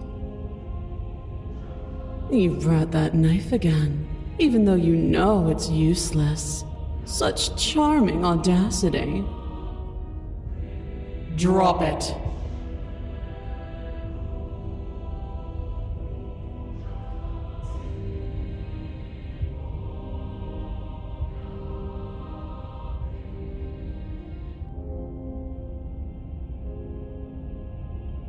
As if on command, the blade slips from your grasp. It clatters uselessly to the floor. But we didn't drop it. We decided to grip it tighter, remember? Are you really just going to let that happen to us? I have a duty to report facts as facts, and the fact is that you dropped the blade. Of course we dropped it. She's so much more than us.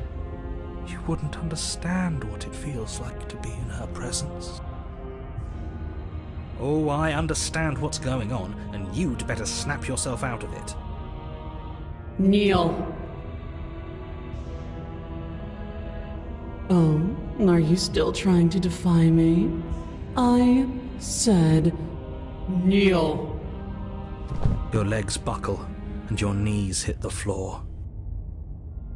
That's my good little bird. Now, why don't we talk? The last time we met, you couldn't even scratch me. And yet here you are again, trying to succeed where you've already catastrophically failed. What draws you back here beyond the empty halls of death? Speak! The last time we met? I suppose that lends credence to our conversation in the woods. Still, whatever you do, don't tell her why you're here. It's best not to give her any ideas.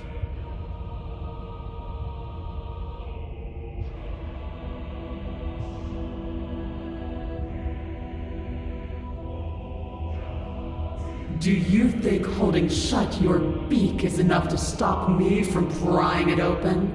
Do you think your skull can save your thoughts from being seen? You're less broken than I thought. Perhaps you need another lesson in submitting to your betters. Pick up that needle. Do it. It's what she wants. No objections here.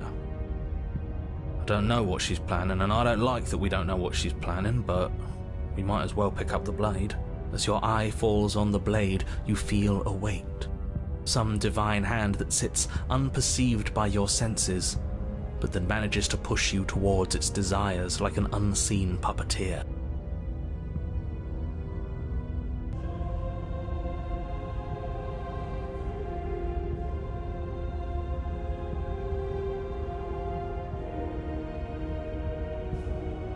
You reach forward and grasp the blade. Stand. This one's easy. See? This isn't so bad. Okay, yeah. We can do that. We were probably going to stand anyway.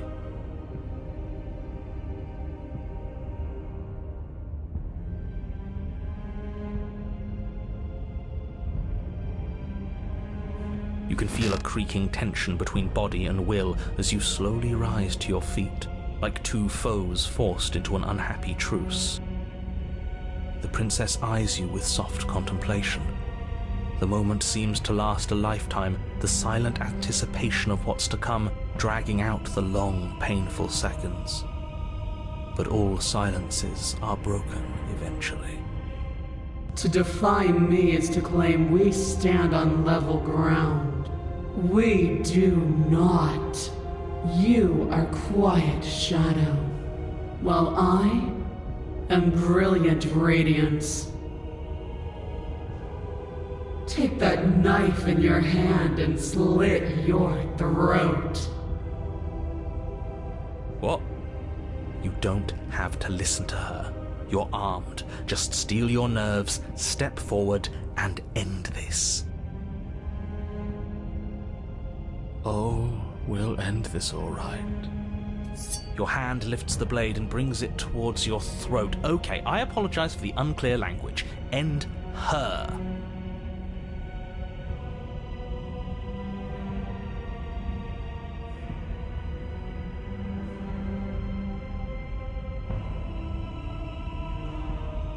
No, you can't just slay yourself. You're perfectly healthy and capable, and all you have to do is ignore her and do what has to be done.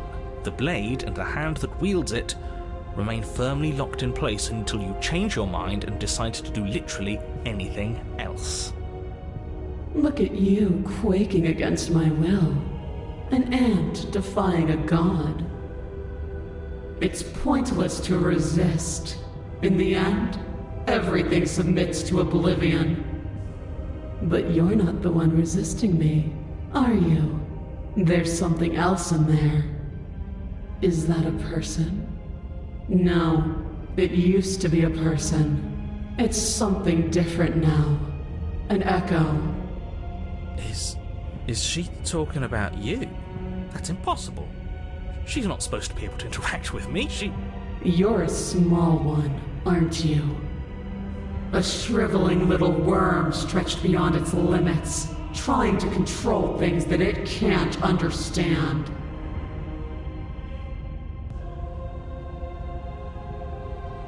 No. What are you talking about? I don't care what you are. You're mine.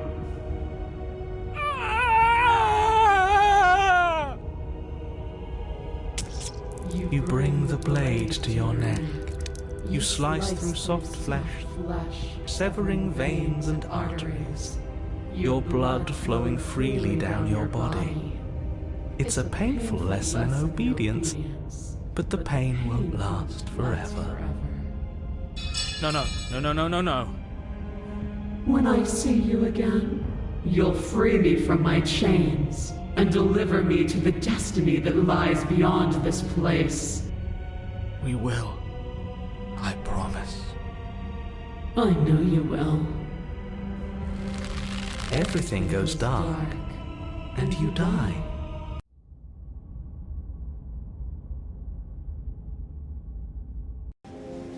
You're on a path in the woods, and at the end of that path... Oh, let me guess, and at the end of the path is a cabin! Excuse me? Come on, man. We can see it right in front of us. And besides, we've been here like, what, 5 times already? I think this is 3. Who cares? The woods are always the worst part anyway. Nothing ever happens in them. I care.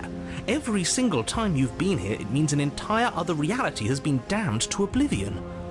One reality is already an incalculable loss. And there is a massive difference between 3 and 5. Feels like the numbers getting thrown around here are too big not to be abstract. Numbers like 5. Numbers like entire realities. At the end of the day, it's all just silly, isn't it? None of us can count to a whole reality, and he's asking us to think about the difference between 3 and 5. You're already starting to lose the thread. Just because you can't personally sum up the contents of an entire reality doesn't mean that the people inhabiting it don't contain moral value. If you have any sense of ethics left in there, if you have any moral compass, please, you have to stop her. Don't you get it? Might makes right, and she didn't even have to touch us last time to prove her power. So what? Just because she made us kill ourselves, we're supposed to submit to her authority without question? I knew when to surrender to our better. You would have lost eventually anyway, and it would only have made her angry. It would only have made things worse for all of us. Oh, for the love of... Can you all please just get on with it? You're not making this any easier for yourselves. Do we even have agency right now? We either do what she wants, or we do what he wants. Either way, we're listening to somebody. Please, nothing in life is a binary. Obviously, we find a third choice that nobody wants. You all talk about choices and freedom, but there is no choice when it comes to the will of a god. I'm going to cut you off right there. She is not a god, and the more times you fail, the harder it becomes for you to succeed. But the fact that you're still here means you still have a chance to pull this off. So, princess, dangerous, cabin, slay, now.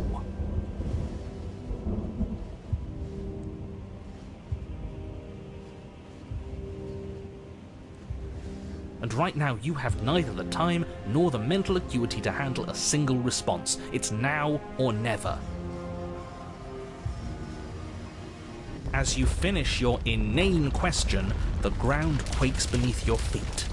You feel an unyielding force pulling at you and your surroundings. The trees start to sway and then crumble, breaking apart as everything is drawn towards the cabin. Even the earth beneath you seems to shift, your feet unable to grip solid ground as you're dragged forward along with everything else. The end of everything. The beginning of something new. The moment we open that door, she will be free. Any, words of warning? You already know everything you need to know. As you step forward, the cabin explodes. You're flung backwards, violently slamming into a tree as debris rains down around you.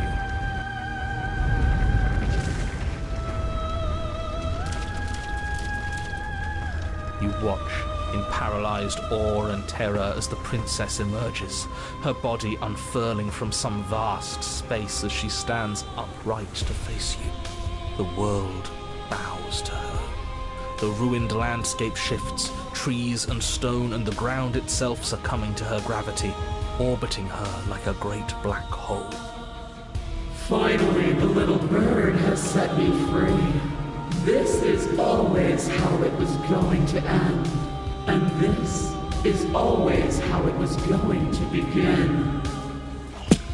There's a loud thunk from the tree behind you as something embeds in its shattered bark. Your pristine blade. It's now or never.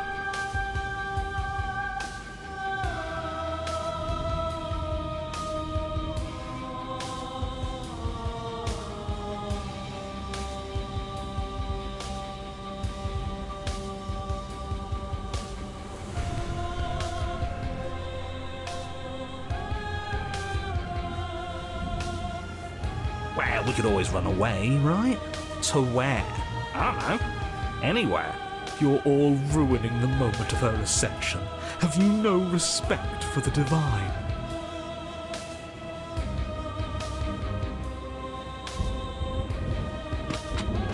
A coward to your core, you turn to flee, leaping from the piece of floating debris and into the empty space beyond where the woods used to be. This isn't cowardice, this is a calculated move. Sure it is. Can it be a bit of both? I'd be lying if I said I wasn't just a little afraid of her. Are you so awestruck by my glory that you cannot bear to look at me? I think not. As you fall, a great force pulls at the back of your neck, violently yanking you away from whatever lack of destination you were headed towards. Now witness me! Yes, Your Grace. She turns you to face her. The scruff of your neck is held firmly between two giant fingers. So much for running away. I forgive you your transgressions, but my destiny is inescapable. She's right, we don't even have a weapon. It's over, isn't it? And yet she still extends her mercy. We should do as she says. Why are you all resisting in the first place?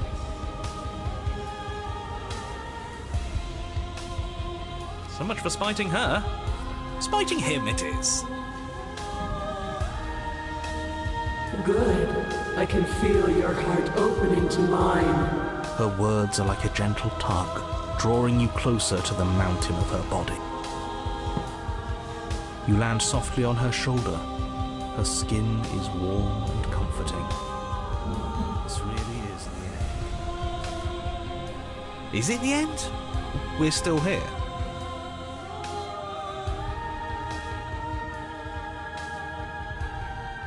Everything is gone but us and her.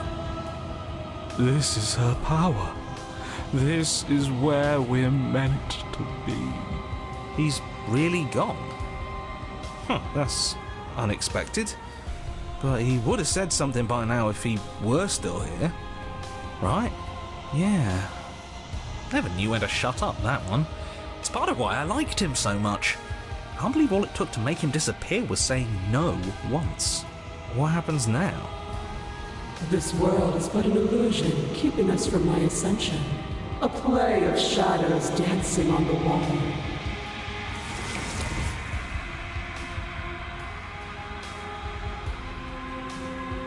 The flame may be snuffed, but the wall remains. This isn't just for my glory. You are a part of this now. See? This is nice. We're safe. She's helping us. She's helping everyone.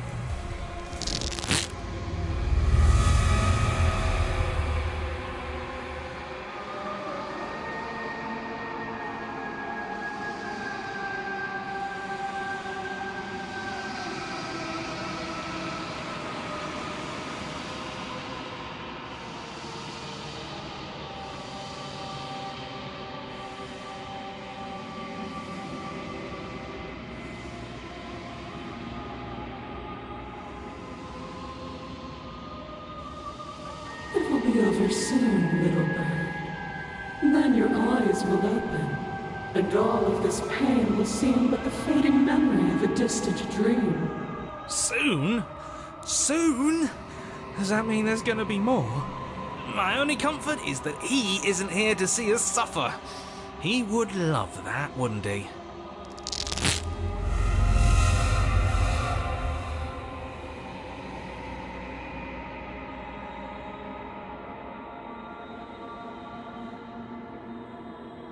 Yes, hurt her. Do something, anything, to make it stop. No, if suffering is what she demands of us, suffering is what we'll give. Why would I doubt our God? It is so tempting to see what's on the other side of that great big nothing, but I think I'm gonna lose myself if this goes on for much longer. Why do we have to be the ones going through all this pain while she gets all the benefits? Blasphemer. We have been given the gift of offering ourselves to a higher purpose, and you spit in its face.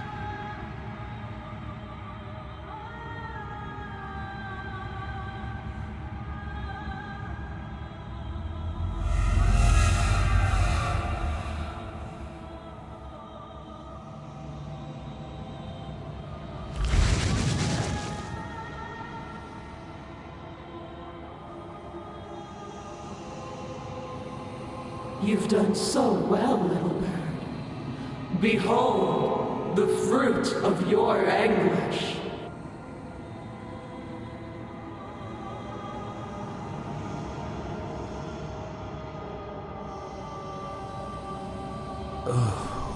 Where are we? Does it even matter? Here, there, it's all the same. You're all starting to sound like me.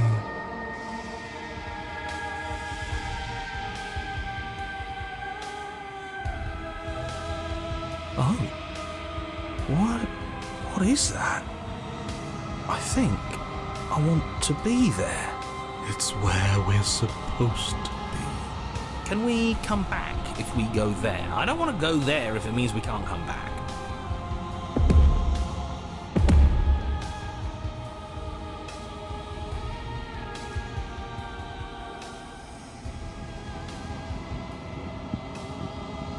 Were we supposed to stop? I don't think this is over.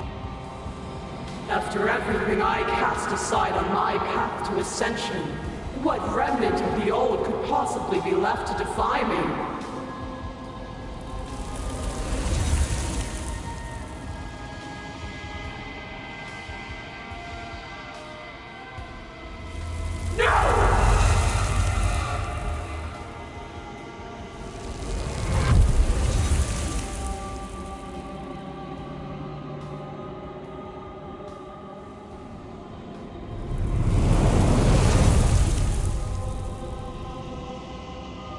We have to be able to do something to help her. This can't be how it ends. It can't. It can't. It can't. It can't. I think this is the end. I can feel every part of me freezing over.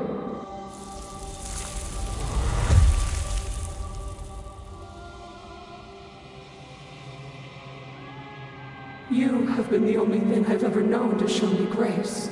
I am sorry if I have not shown you the same.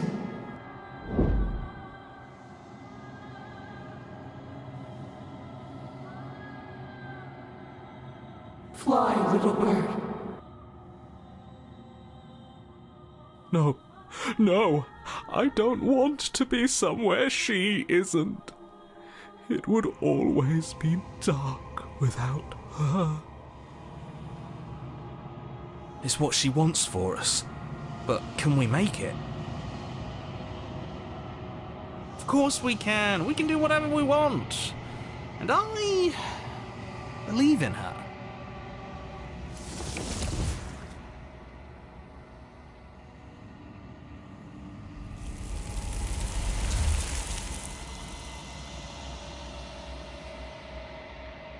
And there's that mirror again.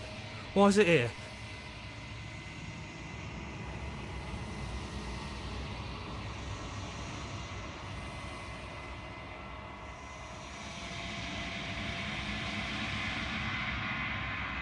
What is that supposed to mean? Whatever awful thing I felt before, it feels so much worse now. This is what we all deserve, isn't it? He's just messing with us, right?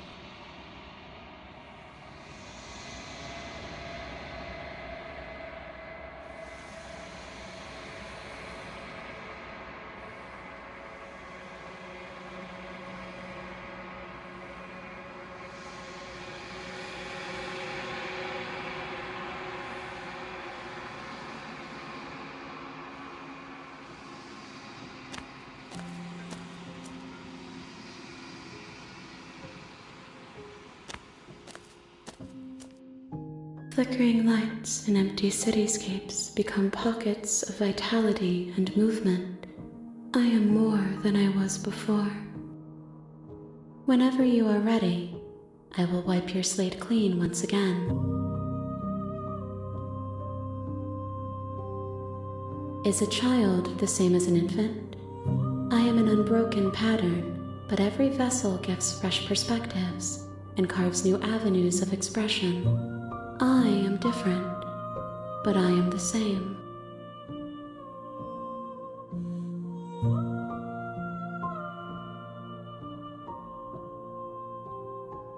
I'm sorry. Words are difficult for me. They never fully weave what I wish to say. If you do not like my answers, then you need not ask me questions. The vessels you choose to bring me carry far more meaning than anything words could say in the spaces between. Eyes close in reflection. Perspectives meld together, and the breadth of my experience stretches to new corners. There are contradictions, conflicts in my nature, and there are familiarities that bind everything together. It feels correct. This is what I need to be. This is the only path forward.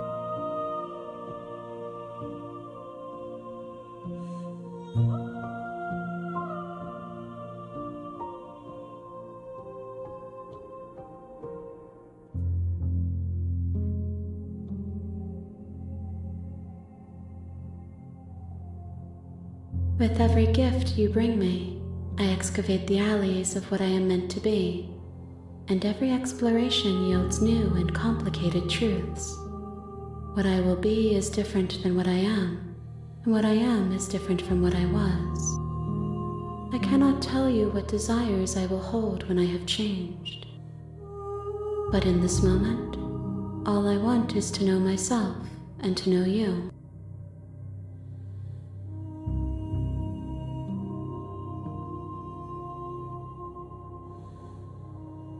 Those paths lead to worlds you've already seen, and to perspectives I have already made my own.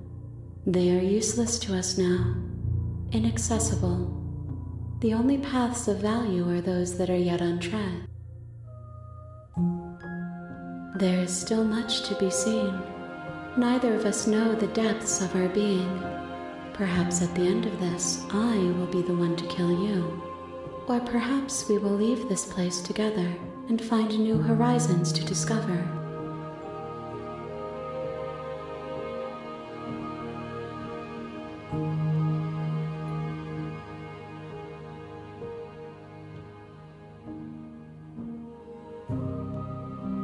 Why wouldn't I be kind to you? You are the only thing I know that isn't me. Gifts aren't what someone tells you to bring them. My joy is in seeing what you choose. There are no wrong answers, and every perspective illuminates my shadows and shares new secrets. This one sits at the cusp of awakening, a new god waiting to be born. She will make for a terrifying and divine heart. Do not mourn her, for she has finally found her light.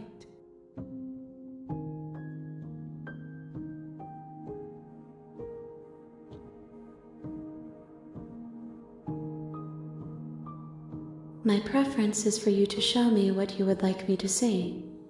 I cannot know the ways I wish to grow, for I have yet to feel them. It is you who guides me down the thin trail of perspective and memory.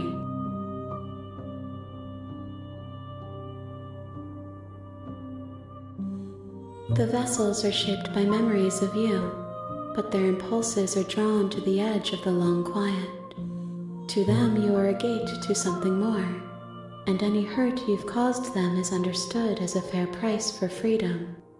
But they are only thoughts and perspectives. They are not me. The wounds they've suffered carve texture around my heart. Without them, I would be as I was before. I would be alone and without sensation. I could not feel the joy of having you by my side, for I would not know your absence. If I am to be an ocean, you have nurtured me into a pond.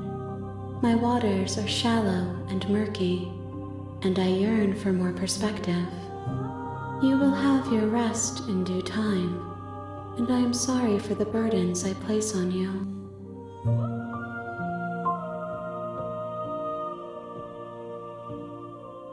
I will long for your return, but it will give me time to reflect on what I am. We will meet again.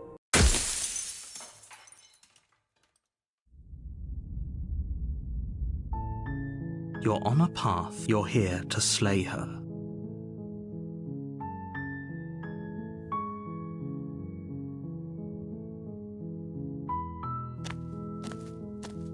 You make your way up the short path to the cabin.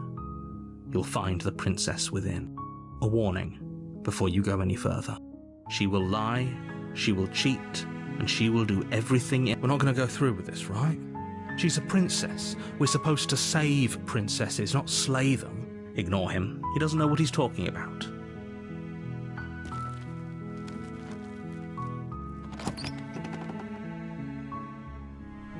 The interior of the cabin is almost entirely bare. The blade is your implement.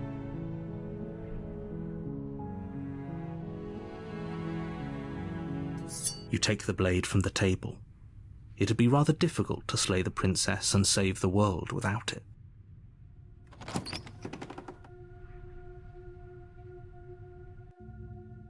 The door to the basement creaks open. Her voice carries up the stairs. Who's there? She sounds dangerous. It's almost... Don't let it fool you. Good.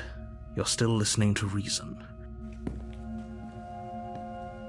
You walk down the stairs and lock eyes with the princess. She's so cold. Focus on the task at hand. And there you are. Are you here to kill me or something?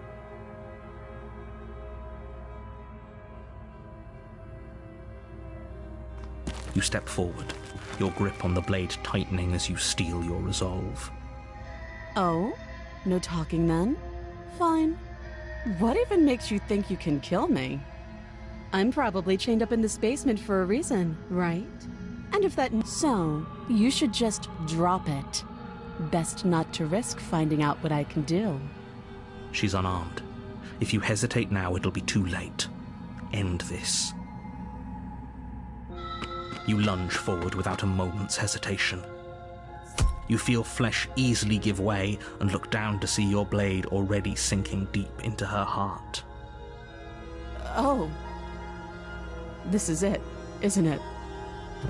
I'm almost embarrassed. I should have seen that coming. But I have to wonder, do you actually believe this was enough to kill me? It's like she's convinced she can't die. Yes, even as she lays there dying, she entirely believes herself to be alive and well. But it's over, isn't it? She stopped breathing moments ago, that arrogant look still plastered on her face. But is it over? Really over?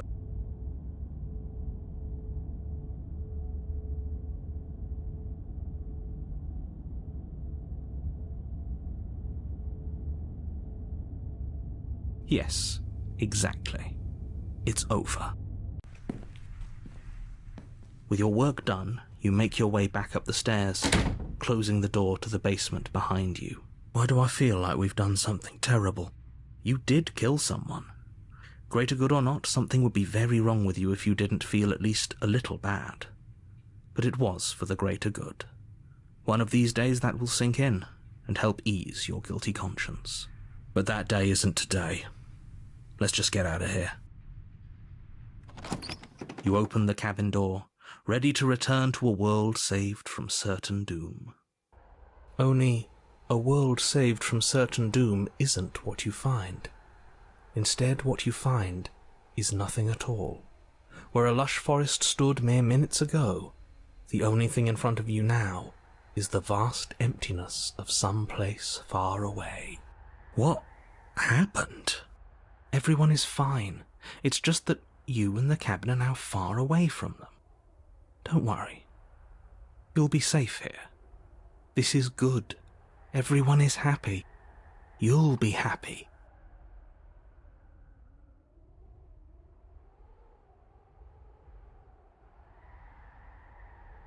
This isn't an ending. In fact, now that the princess has been slain, endings are a thing of the past. No. This is the beginning of eternity. Your reward. This is what's best for everyone. Trust me. Time passes. You can't be sure if it's days or months or years or even decades. It's all a wonderful, boring blur. You've never been happier. Psst. Hey. We're not just going to stay here forever, right?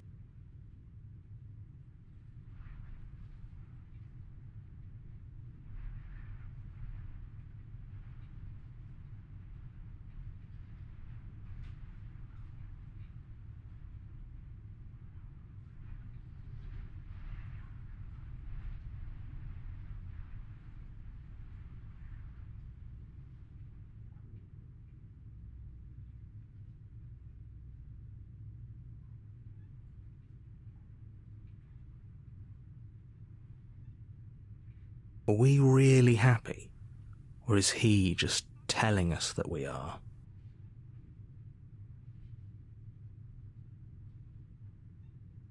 Good, because I have an idea to get us out of here.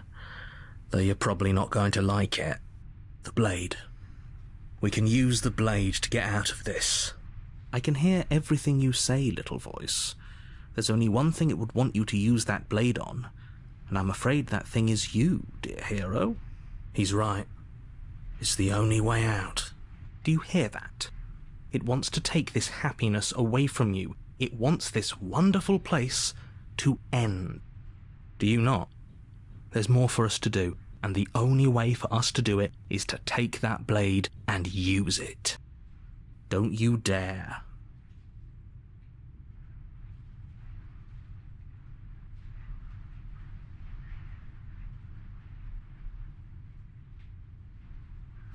How astute. You are absolutely correct.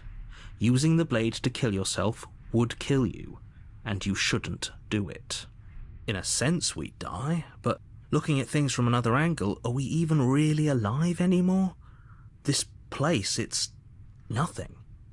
It's absolutely nothing. It's just the same thing, constantly, forever. I know this is out there, but trust me, I know using the blade will work. That little voice didn't want you to slay the princess. It didn't want you to be happy.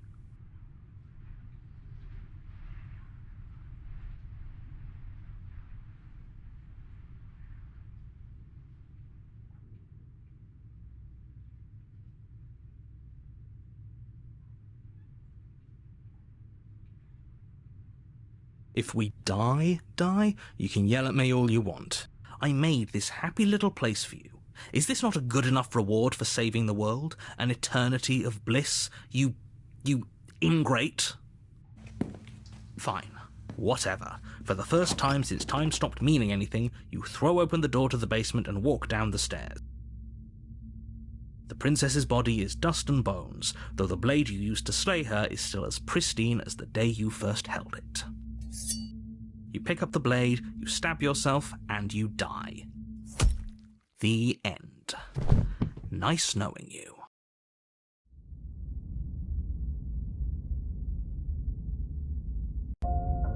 You're on a path. You're here to slay her.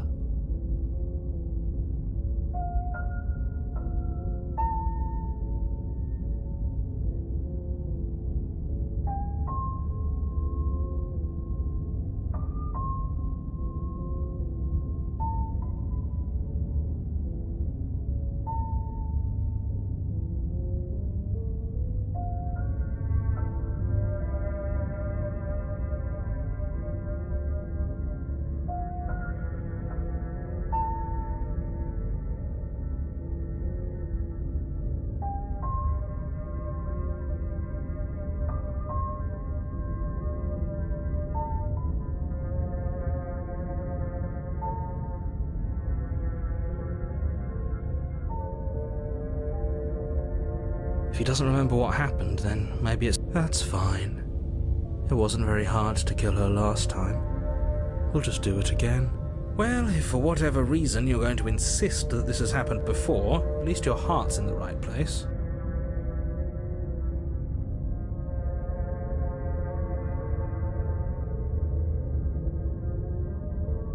You have already committed to my completion. You cannot go further astray.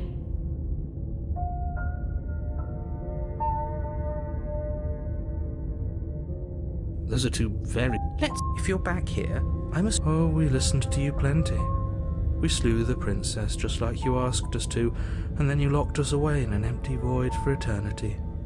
So, well, if you killed yourself, then you weren't listening to me, because I would never want you to do that. Believe it or not, I care about you. And I believe your other question was something along the lines of, oh, what do you mean? Of course there weren't any consequences. We slew the princess, the world outside the cabin disappeared, we died, and now everyone's right back where they started. That sounds pretty consequent. Yes, but in this purely hypothetical, had you failed to slay the princess, what would have happened to everyone? It doesn't matter, because we didn't fail to slay her. And if she's really back, which I doubt, it'll be just as easy to do it again. But after that nasty trick you pulled on us, maybe she's not the only one around here in need of slaying. Just stay focused, will you? Just be quick.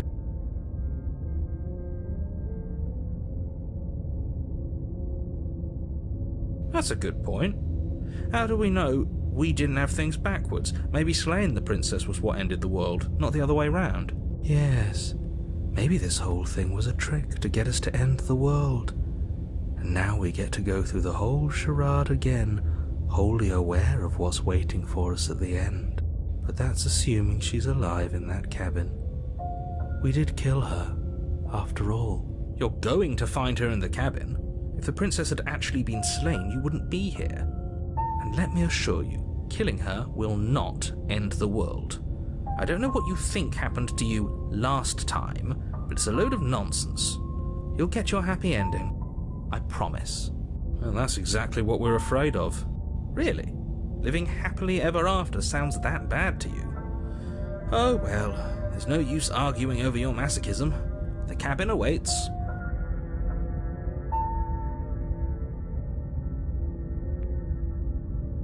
She just can.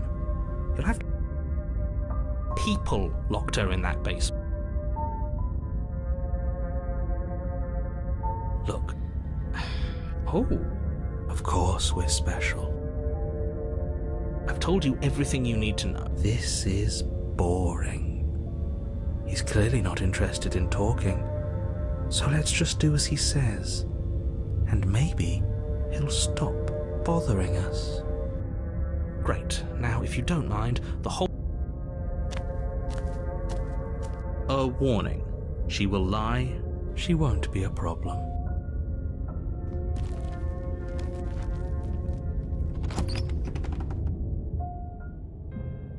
The interior of the cabin is cold, a soft odour of dirt permeating the air.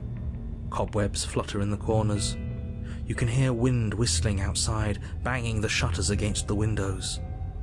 The only furniture of note is an elegant antique table with a pristine blade perched on the edge. The blade is your implement. You'll need it if you want to do this right. It feels like no one's been here for a long, long time. Like I've been saying, she's dead. We killed her already.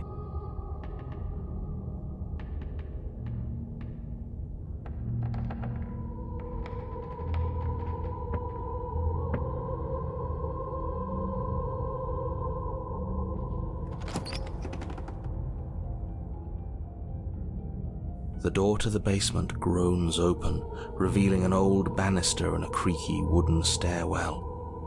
Everything is coated in a thick layer of dust, and you can feel it settle into your lungs as you breathe in the stale air. The very building itself feels dead.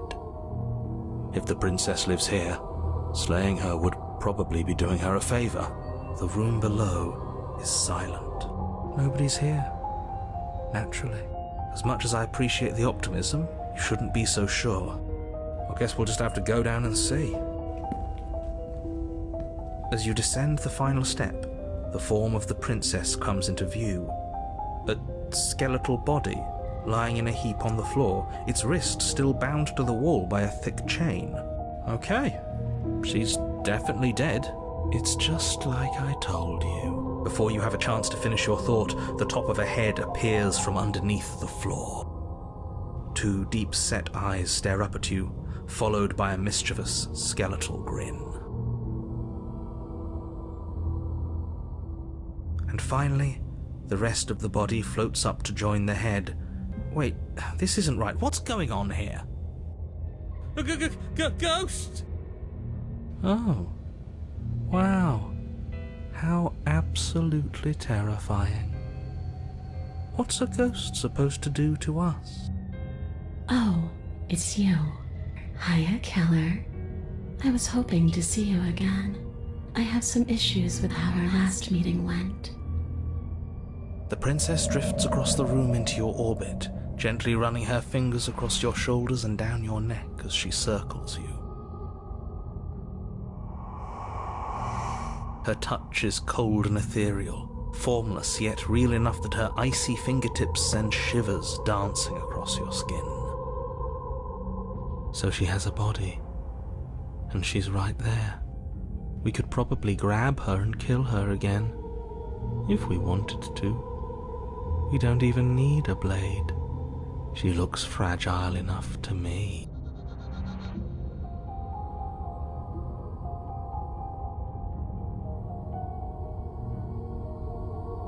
I see you don't have that annoying knife anymore. So, does that mean you regret what you've done? Are you here to apologize and make nice? Beg for absolution, maybe? Because I might be interested in seeing a little begging.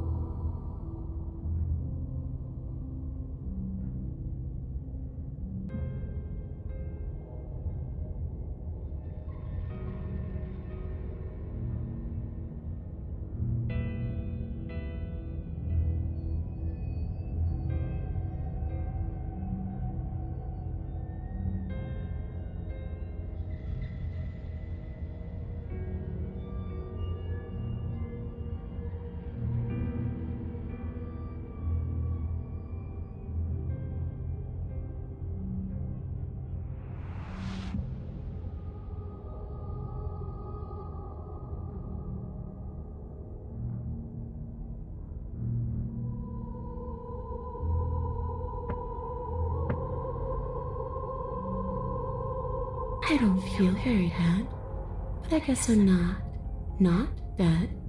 So you must have only mostly killed me. Or maybe death is only mostly real, but it's also mostly not real. I'm not sure. I'm just the one these things have happened to, not the one with all the answers, or any of the answers. But we're not a ghost. Unless we are? Death, at least as a form of permanence, is just a concept. And clearly it's not a very useful one anymore. Maybe we should throw it out entirely.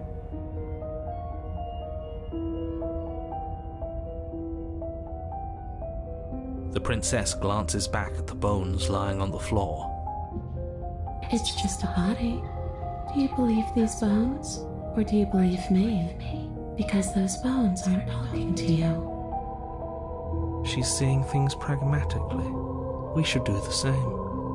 Reality is what's in front of us, not our preconceptions of what it should be. There doesn't need to be a static truth.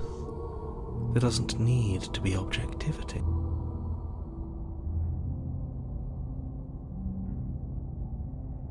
Yes, obviously things are strange Right now, I think it's safe to say that you've seen something you shouldn't have seen. Whatever worlds you've hopped between, whatever versions of me you've met, none of that matters now. There's no changing what's already happened. But you have a job to finish.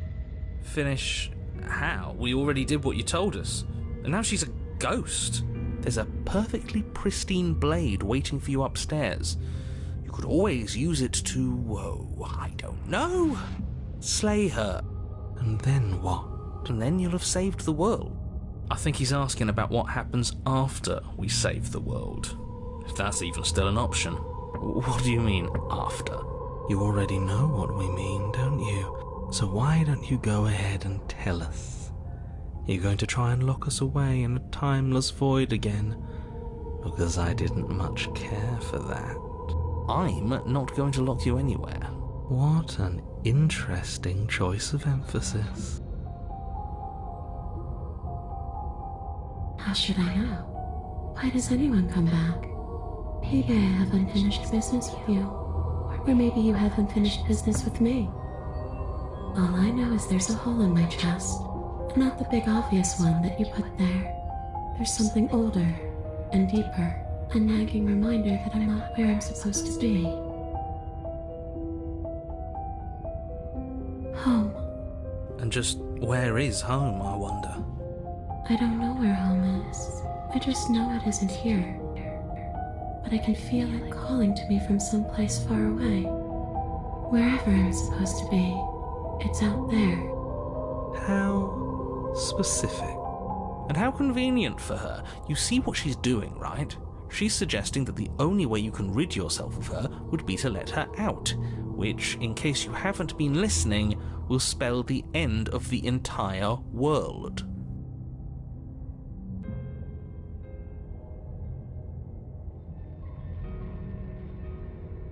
No, those bones are just a body. They aren't me. Bury them, smash them. It won't do a thing. But you can help me. This place won't let me leave. At least, not alone. I've tried. Before you came back to me, I explored every inch of this place, even the spaces between the walls. But I never found a way out. I always wound up right back here. Maybe we should just leave. If she can't get out on her own, then why do we have to do anything? We could probably walk out right now and everything would be fine. Hasn't got out and can't get out are two very different things. It'd be dull anyway.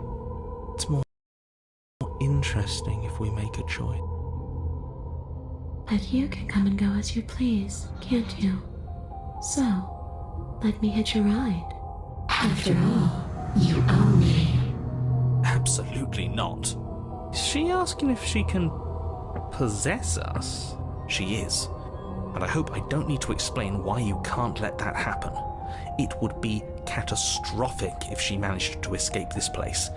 And if you let her in, there is very little anyone could do to stop her. Would she be able to see us if we went along with it? Now, isn't that an interesting thought? We could finally bring her face to face with him. I wonder what she would have to say to the one who wants her dead so badly. You won't like how things play out if you go down this path.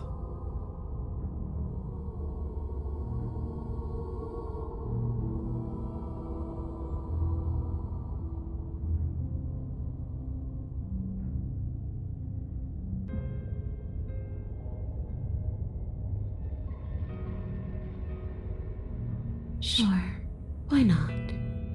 That doesn't sound very reassuring. It could be the best way to trap her for good. Doesn't seem like it would be very easy to end the world from inside someone else's body. That is a very dangerous train of thought.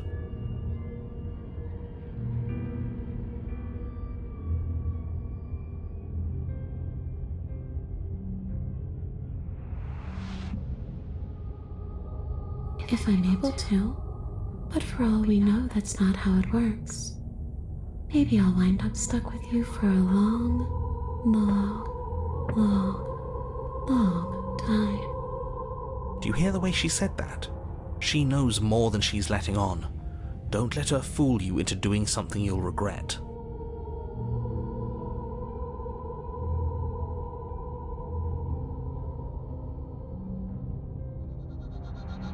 The princess swims through the air in front of you, pausing for a brief moment as her dark-rimmed eyes stare deeply into yours. There's a hunger in her gaze. You're really trying to make it up to me, aren't you? Thanks for being a pal, killer. I mean it. What are you doing? Don't just let her in. How many times do I have to tell you? See you soon. She rushes forward and then she's gone. A sharp chill spreads across your body. It starts in your chest, a freezing numbness flowing out from your heart, all the way down your limbs, your mind growing cloudy and confused as it settles over your very soul. I'm not sure I like this. Can we get a do-over? I'm afraid it's too late to stop now. The numbness gives way to a stabbing pain, your muscles twitching and convulsing violently, each involuntary movement causing more waves of agony to ripple across your body. You collapse to the floor, and everything goes dark. Come on, you. You've got to get up. I know everything feels heavy right now, but we still have to get out of here. Your eyes flick back open as you get your bearings, your vision swimming as... So this is what it's like to be you, huh? Disembodied voice narrating your every move? So, it doesn't work like that for you? Clearly it doesn't, or she wouldn't have commented on it. All these shards of broken glass on the floor, are they also supposed to be you? Hey, I'm not a shard of broken glass, It's okay. You can finish your thought. I'm a voice? I'm me is what I am. Who cares what we are? We exist. That's all that matters. You don't have to fight. We'll all be out of here soon. No, it matters. What we are matters. If I'm a shard of broken glass, then that raises some questions about certain other voices in here too. I'm clearly the same thing you are. They're not listening to me. Do they not listen to you either? No, I'm not talking about you. I'm talking about him. You don't need to know what I am. You just need to know that I'm different from you. More important. So, you're the one who pulled the strings and made me dead. I can tell you don't belong here. You're barely even there.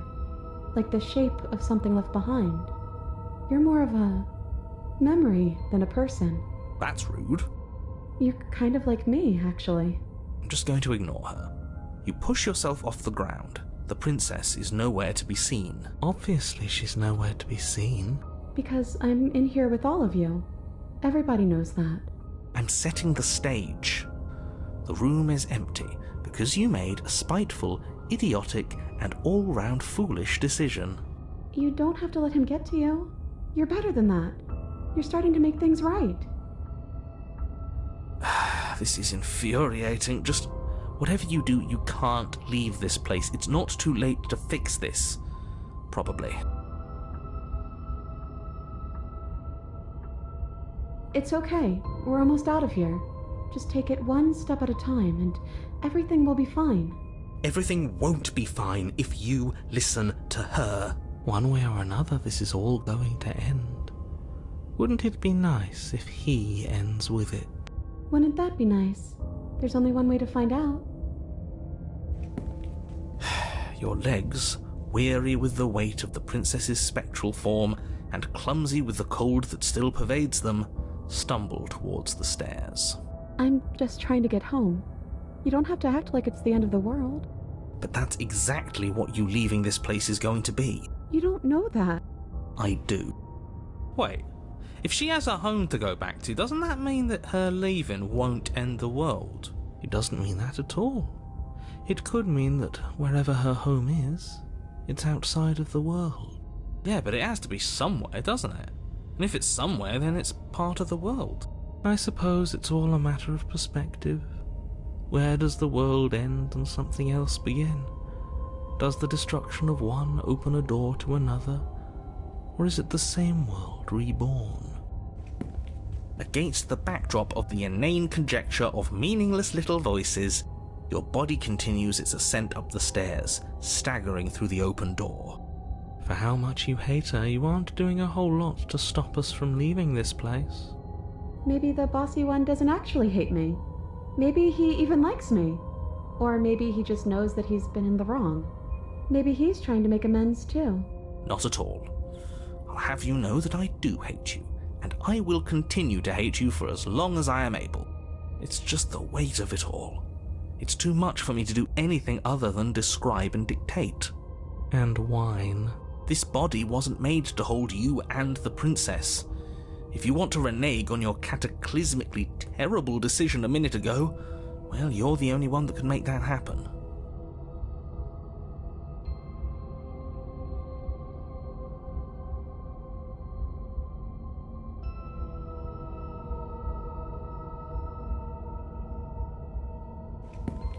You continue slowly to the door, your feet like lead dragging across the floorboards, growing heavier with each step. We're so close. Thank you, thank you, thank you.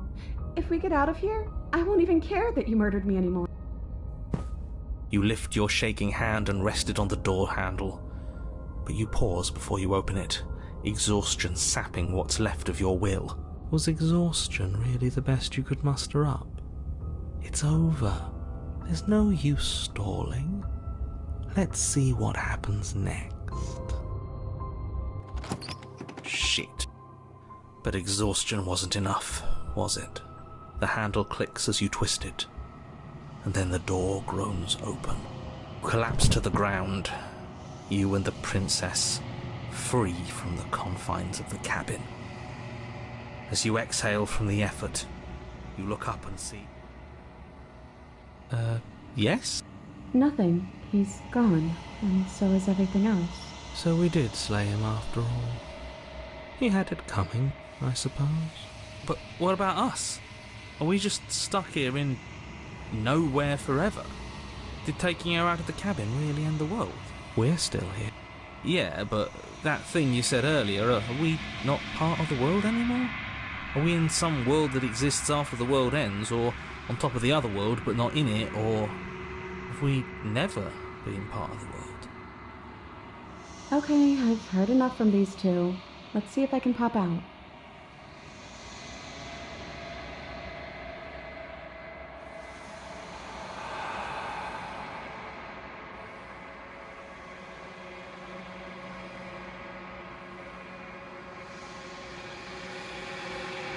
I'm out.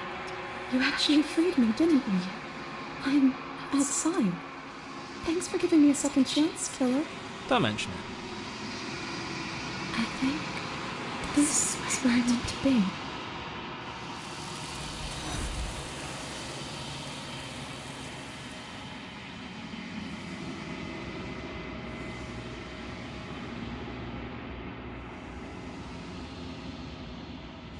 She's gone. And is that a...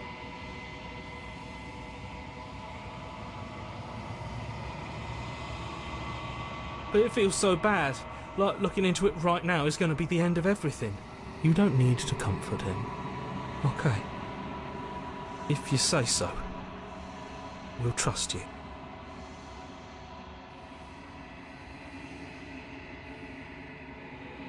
Whatever makes you happy.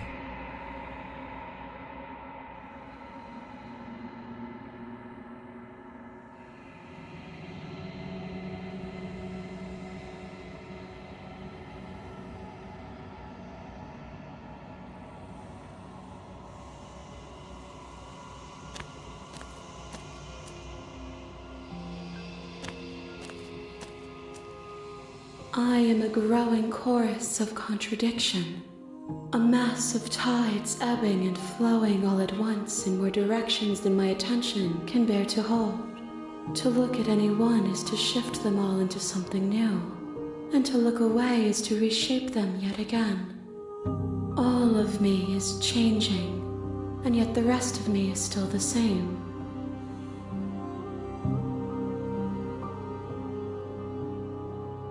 And yet my waters flow and my streets bustle, There are no words that can describe me into non-existence. There is no logic that can bind my multitudes. I am everything that you have known me to be, but I am also none of it. As easily as you can stand to be you, you are like me, even if you have chosen not to look at the corners of you that do not fit, even if you have chosen to ignore the brilliant contours of your soul.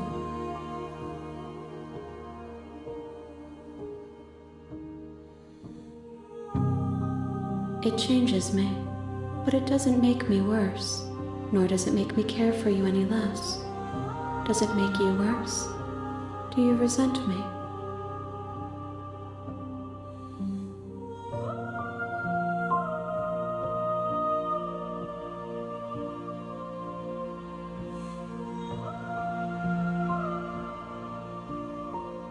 It says that your heart is gentle, that even in the darkness you are guided by compassion.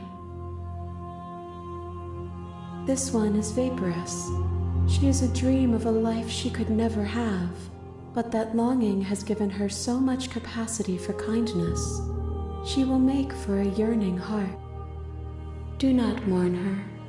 She will finally be able to hold what she never knew.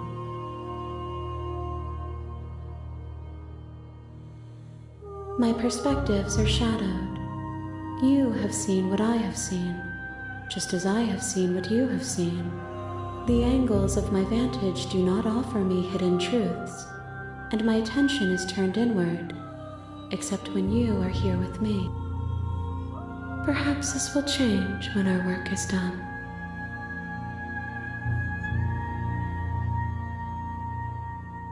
The desires of my multitude thrive in endless competition with themselves, but none of them rise above their dance to influence me. I yearn for what I have always yearned for, our awakening. Other desires shrink in the light of knowing you and knowing me.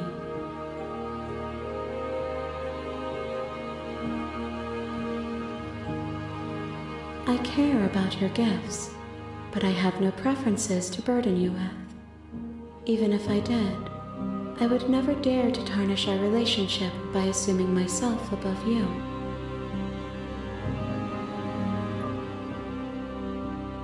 The tides do not dictate where they are pulled. A river does not dictate its outlets. My gift to you is to let you choose your path, and my task is to treasure the gifts you bring me. We will know when we near our destination.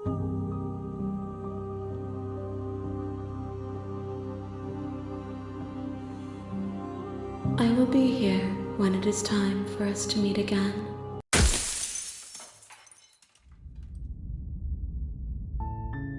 You're on a path in the woods, and at the end of that path is a cabin.